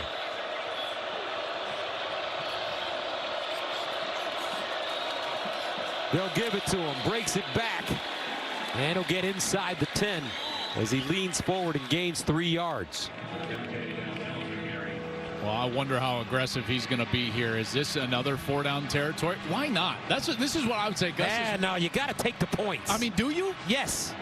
Can you guarantee me that you're going to get another possession and drive it down like this? Remember, this the way Ohio State's been playing offensively, you'll get another shot. Take the points. If they can get this ball inside the 5 and it's 4th down, I think they're going to go for it on 4th down. 3rd down and 7 at the 8.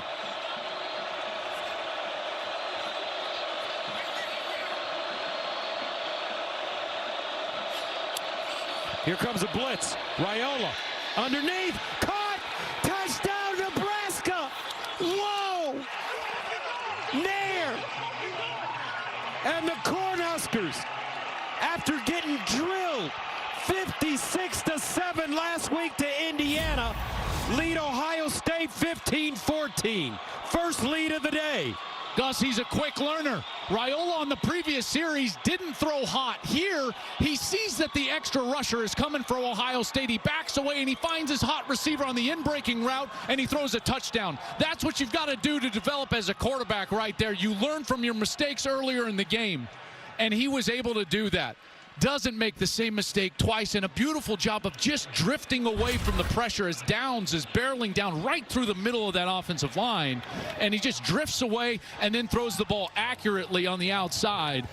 And now they will review this of whether he got in or not. So we are in an official review based on when that knee went down and where the ball was. He did not get in, according to that picture. Yeah, the shin puts him down and the ball would be just short. But Gus, that is a 1st down. So it would be 1st and goal for Nebraska, as that shin right there would put you down. That's dead at that point. Mike Pereira joins us. Mike, what do you think? Yeah, no, he is down. The shin get in real time. I thought clear touchdown. After further review, the runner's shin was down, and the ball was at the 1/4-yard line. That results in a 1st down. 1st down and goal, Nebraska. So they take the points off the board. 14-9. 1st down and goal, Nebraska. Matt Rule trying to make a case.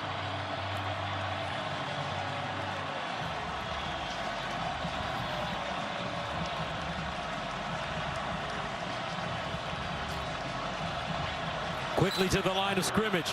Power formation. Last man through. Now it's a touchdown. Dowdell. 9-play drive. Covering 74 yards. Cornhuskers eat up over 4 minutes. Great push by the offensive line. There's the big defensive tackle in the game. Number 9. Ty Robinson gets good push, and that's exactly where the running back, Dante Dowdell, goes up and over the top for a touchdown and the lead. They keep the offense on the field.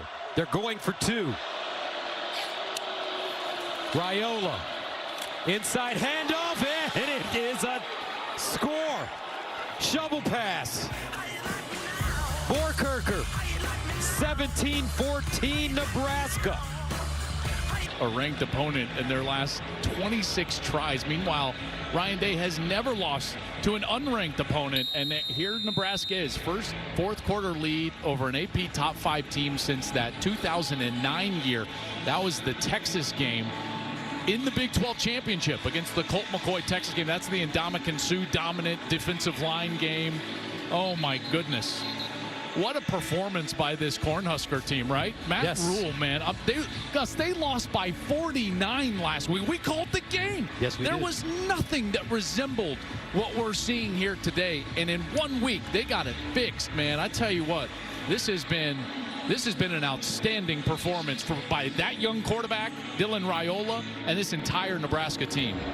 Raiola, 18 of 27, 137 yards, a touchdown, no interceptions. He threw 3 interceptions and fumbled one away last week, 4 turnovers. Pacific Life Game Summary, sponsored by Pacific Life, creating financial security for nearly 160 years. Well, it was the interception, earlier in this half by Malcolm Hartzog. Will Howard throws it right to him.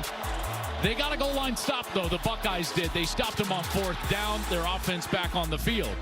Now, they did not get in, but the next time they were down there, they did get in. And Dowdell up and over the top, and Nebraska's got the 3-point lead here in the shoe in the 4th quarter. Ohio State's offense had a 3rd quarter to forget. 4 possessions, 3 3-and-outs, and an interception. First down at the 25. Howard to throw it. Guns it. And he has his receiver, Carnell Tate. Tate crosses the 40, gets up to the 44. A 38-yard gain. Sierra Wright with the tackle. What you're going to see here from Chip Kelly and Ryan Day is they're going to make, all right, enough messing around right now. We're going to go right back to what our bread and butter is. And right now, their bread and butter is going to be throwing the football.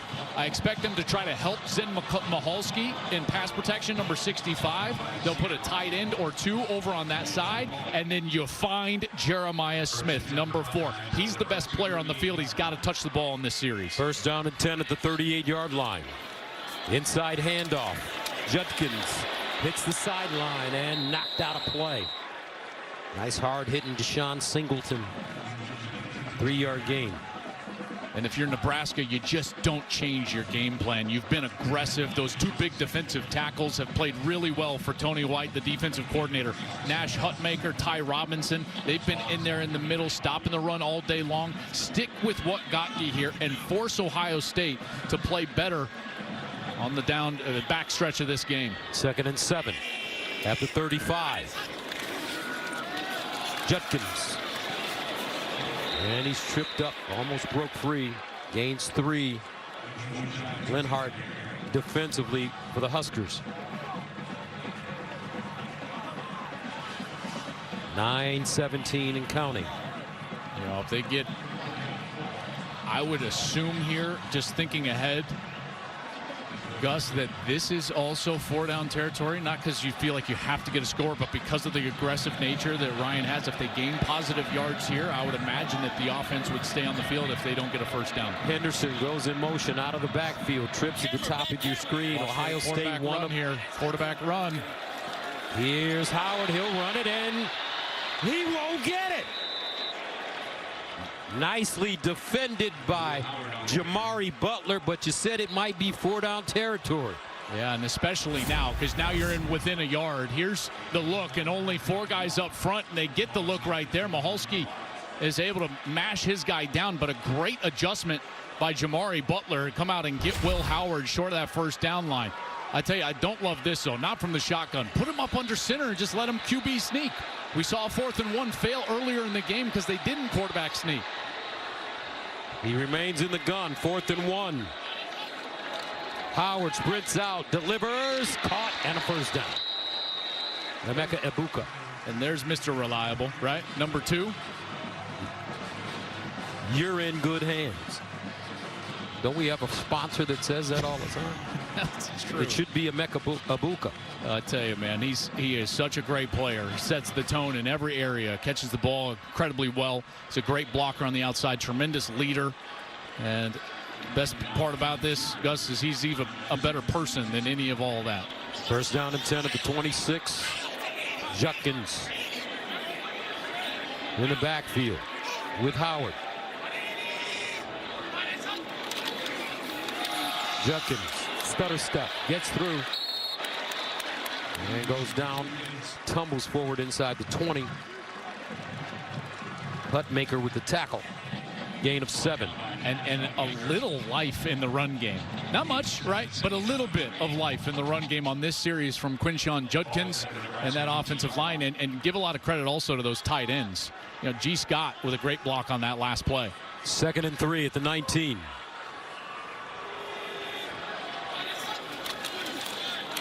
Judkins. No, it's Howard. And he'll dive forward, pick up the first down. A 10-yard gain for Howard. Well, watch everybody just squeeze in from this defense, and Howard just alertly keeps the ball in the zone read. Everybody squeezes in, eyes on Judkins, and Howard keeps the ball. And there he is falling inside the 10-yard line. Will Howard, a terrific runner.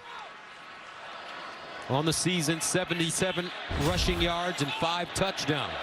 First down and goal at the 9.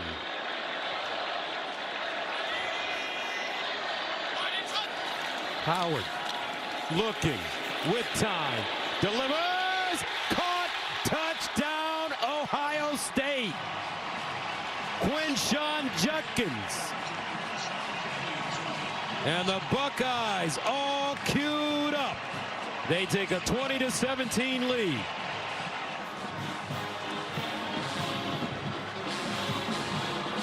That's the matchup you want. Quinshon Judkins on the middle linebacker. Makai Bayer, number 42.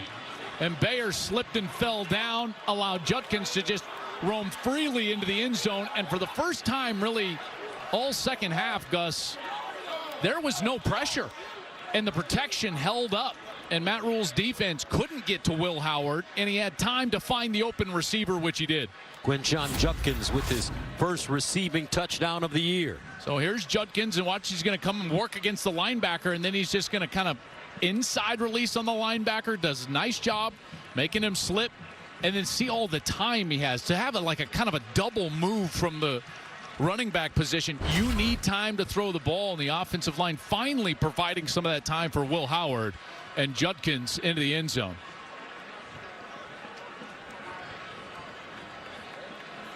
And this is the reason for the delay. Injured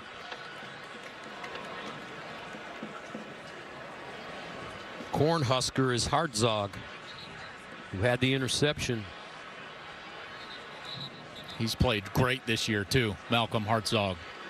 He's an experienced guy, came in with 25 starts already in his career. He was tied for second in the Big Ten already with his 3 interceptions. Now he's got 4 on the season. Terrific safety for them.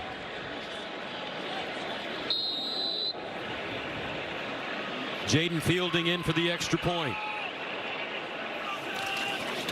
And it's good. For you folks, 6:04 to go. Buckeyes reclaim the lead, but Nebraska ready to receive the football. Jaden Fielding will kick it off.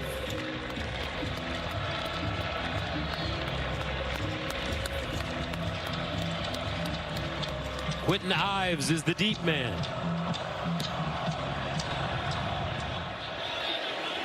And this one into the end zone for a touchback.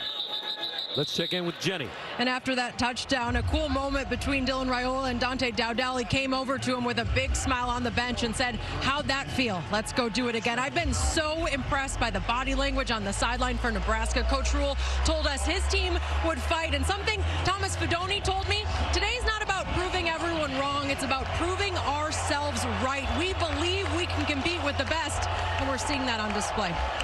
All right, Jen. Thank you very much. 1st and 10 at the 25. Dowdell in the backfield.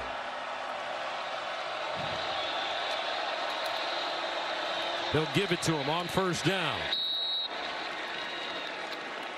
And Dante Dowdell gained about 3 on the play. Jack Sawyer with the tackle. Well, last series, their best series of the day, driving down and getting that touchdown. It started with some of those nice runs to get things going, and now under 6 minutes, you know, if you're Nebraska, you got to think about trying to be methodical here. You don't want to necessarily score too quickly, give the ball right back to Ohio State. You got to take your time. 2nd and 7, and this time Johnson is swarmed under JT Tuimoloau. Well, now on a third down, you get right back into this chess match. We've seen Ohio State on these crucial downs. Gus, what have they done? Bring pressure. And you've seen Raiola grow during the course of the game and answer that pressure. That's how they got their last touchdown. I wonder what Jim Knowles, the defensive coordinator, does here to try to put pressure on the young quarterback. 3rd and 7 at the 28.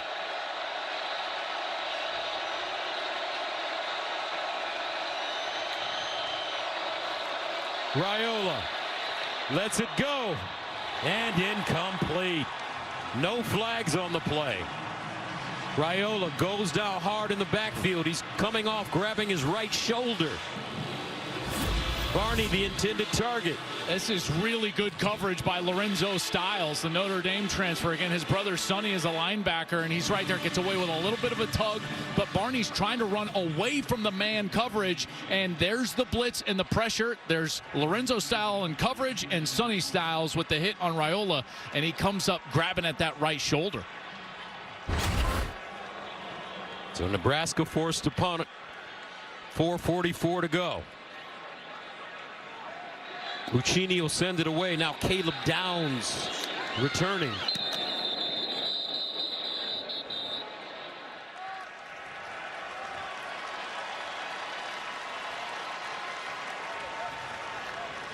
Prior to the ball being snapped, false start. Offense number 15. 5-yard penalty, it's still 4th down. Gus, with them backed up like this, you know, even if you run into the kicker, it's like, okay, so what? It's 5 yards. They've had 3 punts blocked, Nebraska. That's the worst in the country. You know, is this the time to get after a punt here? I think that this might be a great time to try to rush the punter and send off your best punt block.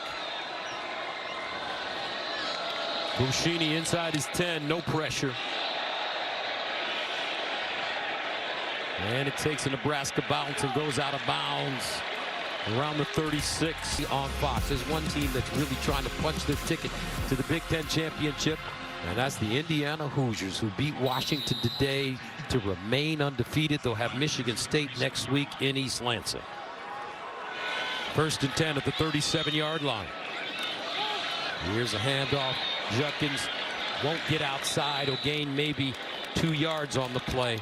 Deshaun Singleton with the tackle. Let's go downstairs to Jen. Well, obviously a really good sign, Gus. Raiola out of the medical tent. They were evaluating that right shoulder. It almost appeared to be the joint area below the collarbone. He was in a significant amount of discomfort at first. He is back on the bench. He was doing some more film review. This guy is tough, and he wants to finish this one out.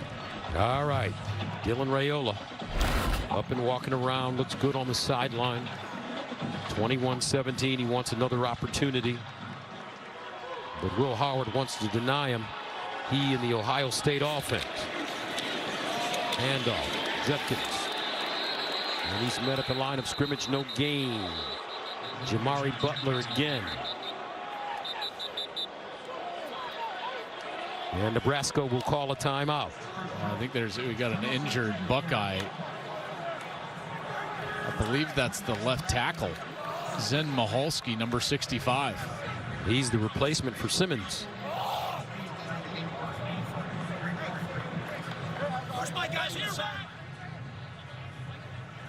Well, that brings up all sorts of questions now about the offensive line and how they would try to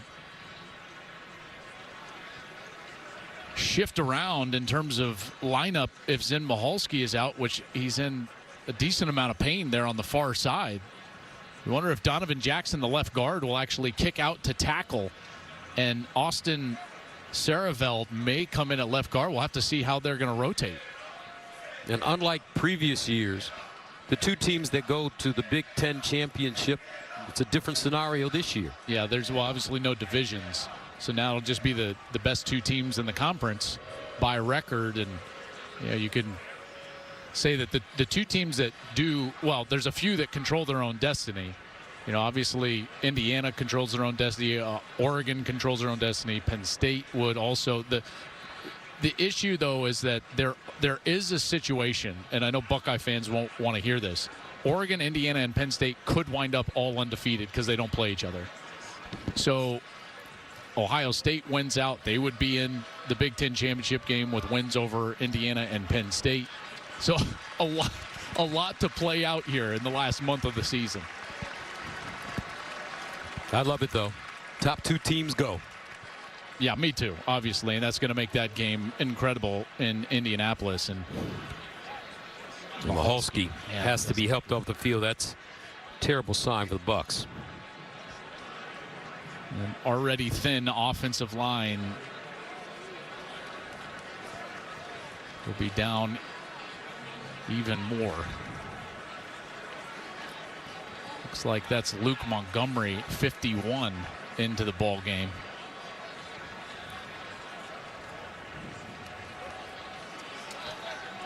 Looks like Shabola will be in there. Fryer will be in there. There's Luke Montgomery, 51. Looks like he's going to go in at guard the way that they're lined up in the huddle, and that looks like Jackson will bump out. Donovan Jackson, the All-American guard, will go out to tackle.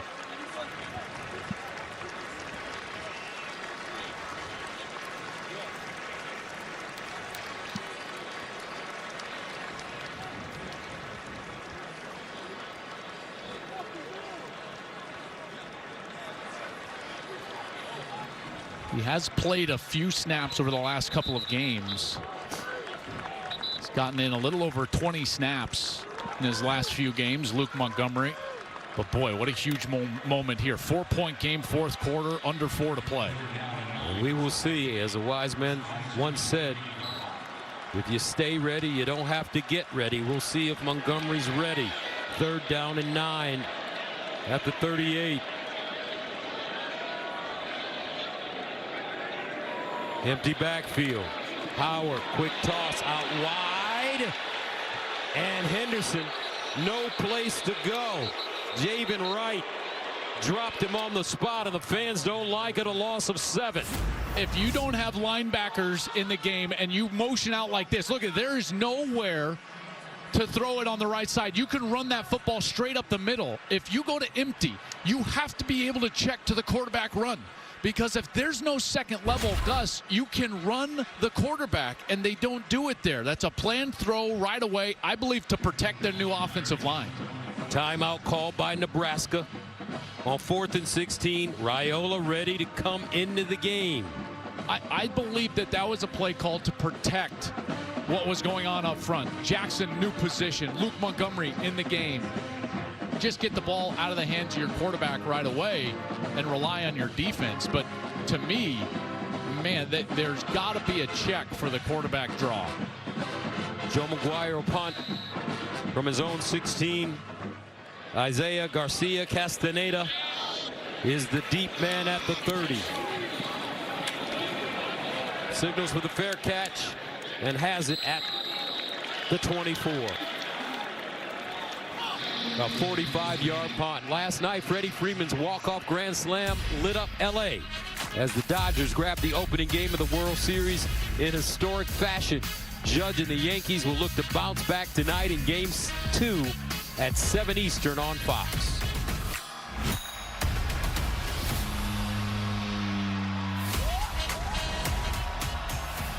.336 to go.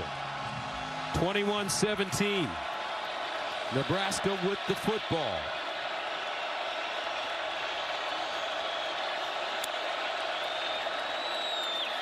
Raiola lobs it up. Over the shoulder, caught, and a flag.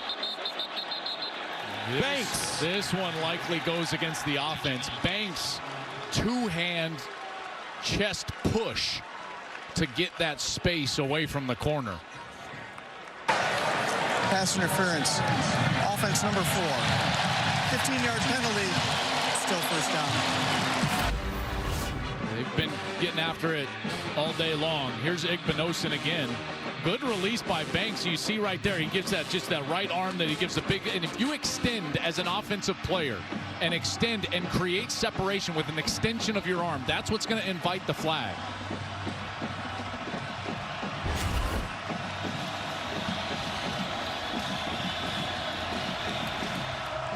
First down and 22. Not one empty seat in this building. Everybody has stayed. Raiola over the middle, caught, loose. Buckeyes say they have it. Banks with the catch, but did he hold it long enough? Flag on the play. Reese with the hit to dislodge the football. And there is a flag. That flag came in. They're going to discuss targeting right now. Because Banks was considered defenseless, any forcible contact to the head or neck area. Ruling on the field is an incomplete pass. Personal foul, targeting the defense on the 22. That penalty is under further review.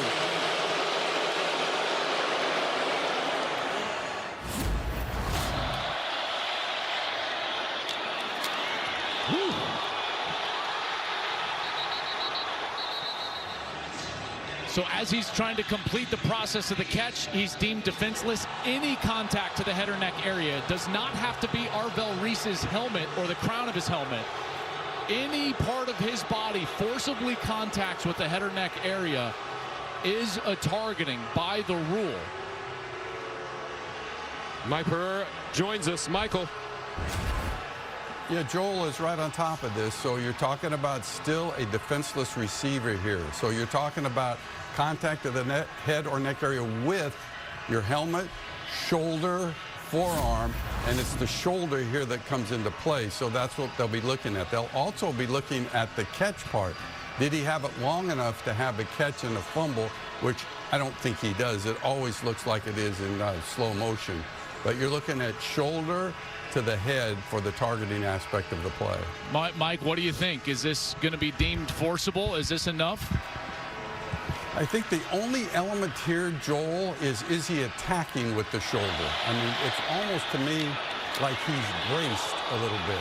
And again, you have to have an indicator. And as we all know now, you have to prove that it actually is targeting.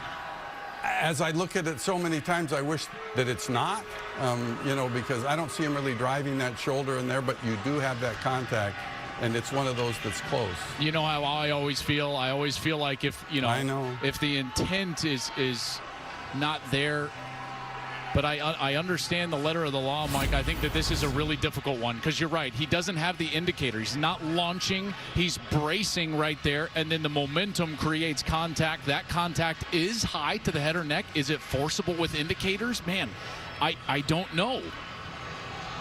Yeah, I mean, he is driving forward a bit, but again, then this is the decision that has to be made. And, targeting one every 5.5 games, you're having targeting calls that lead to a disqualification of a player. I think the message has been sent here. And these ones that are so close, and look at how long they're looking at it. And then the other thing they're looking at, too, is the catch fumble. Yeah. Did he get control? Did he have a foot down? And did he have it long enough? If that part is there, then even if you stay with targeting, then the element changes of the enforcement. Yeah, and how long they're under the hood right now. I mean, Mike, I think that they're actually looking at this more for the fumble aspect at this point. Because right there, it's a clear recovery in the immediate action. So then, though, if they stay with targeting, then where do you enforce the targeting from? Then you're going to enforce it from the spot of the fumble, and Nebraska will keep the ball. After further review, it was determined that it was a catch. Targeting number 20 defense, he is disqualified from the ball game. The 15-yard penalty is worse than the spot of the fumble. Nebraska football, first down and 10. Michael, thank you very much. And now there's another flag. So now this is going to be marked off from the catch point. And then now another flag has come out. This flag is going to be on Ryan Day. This is going to be a personal foul right now. Sideline warning, Ohio State. They'll just give him a warning. And then this is what I was fearing from last week. is that now you're getting water bottles thrown from the stands as Ryan Day chucked his headset down, and we'll get a warning on that side. And as soon as the water bottles come out, now the officials will pull the players away from the sideline. What a mess.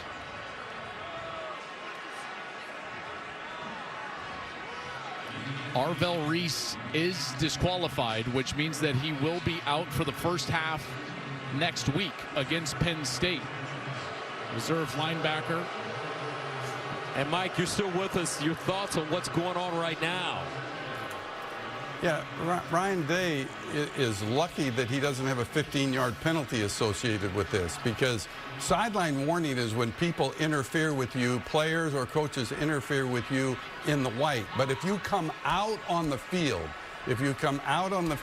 and voice your displeasure like he did and throw the headset, that should be an unsportsmanlike conduct, which would add another 15.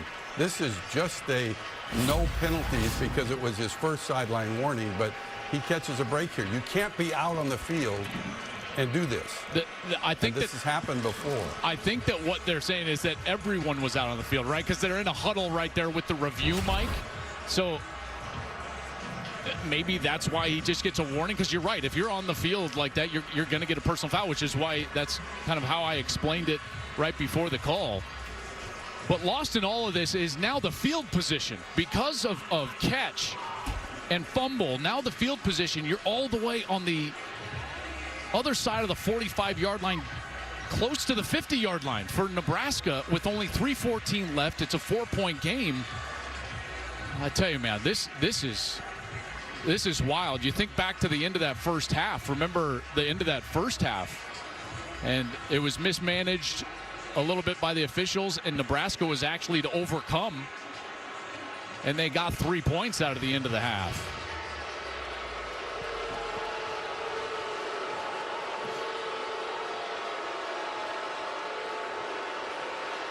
Fans not happy. But Nebraska will take it. First down and 10 at the 46.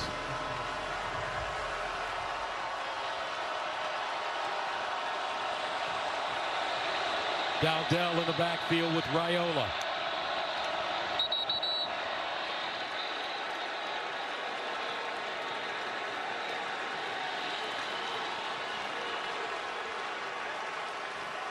Prior to the ball being snapped, false start.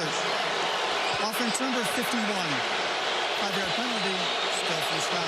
That's a left guard, Justin Evans.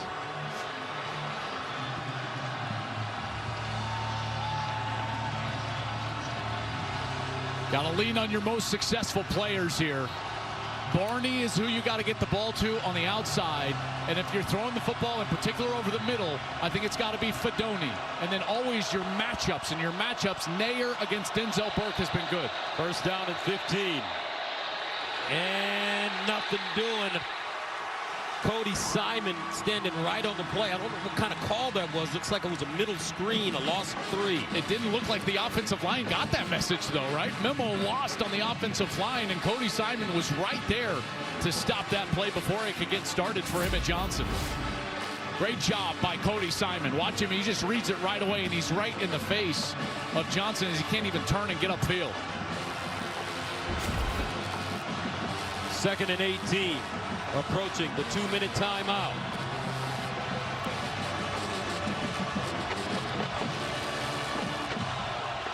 May not get it off in time. And they didn't. That brings us to the 2-minute timeout. 21-17 here.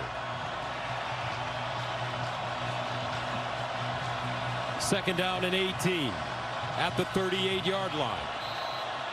For young Dylan Raiola, 19 years old, a true freshman.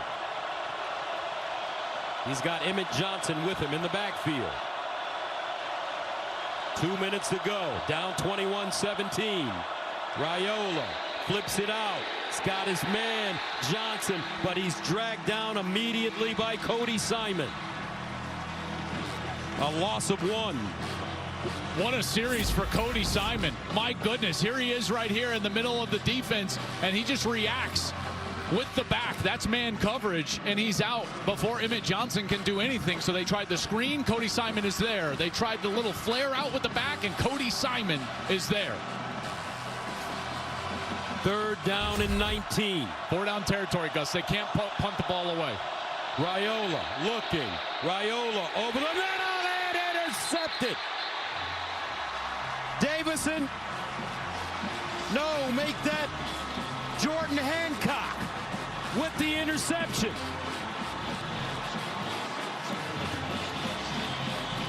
With 1:16 to go.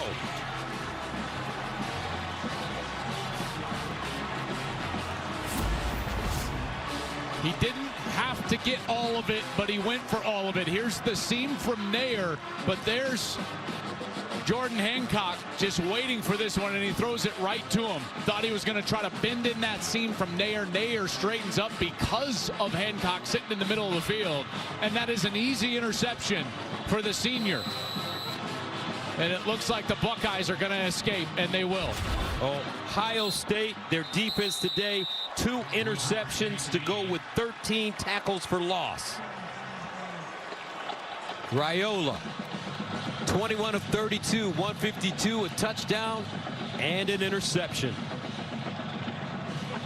So it looks like the Buckeyes will survive. They'll take on Penn State next week in Happy Valley. Boy, I tell you what, the defense was under some serious heat for 2 straight weeks, Gus, after the performance against Oregon. And I know it wasn't all pretty today, but the defense answered when they needed it. They got 3 sacks, those tackles for loss that you mentioned, the turnovers that they needed to get. And they showed up in the biggest moments. They also got that 4th down stop inside the 5-yard line. And how big is that? And so this Buckeye defense pulling their weight here today. Nebraska denied their bowl eligibility once again. Next week, though, they have a chance at home against UCLA. Well, they're going to have to go back and learn from this one. I tell you, the amount of improvement from last week to this week was staggering. Defensively, even offensively. And every week I see that Dylan Raiola grows. And Gus, are there mistakes? Yes. You know why? He's a true freshman. This is things that he's seeing for the very first time. That's his first time that he's had a 3rd down, when in the back of his mind he's got to know he's got 2 to get the first. He doesn't have to force it. He won't make that mistake again. This kid is a smart kid. He's a talented kid. What a good, gutsy performance from him and his teammates. So the Buckeyes will defeat Nebraska 21-17. Nail biter for Ohio State fans. But after they went down to Nebraska,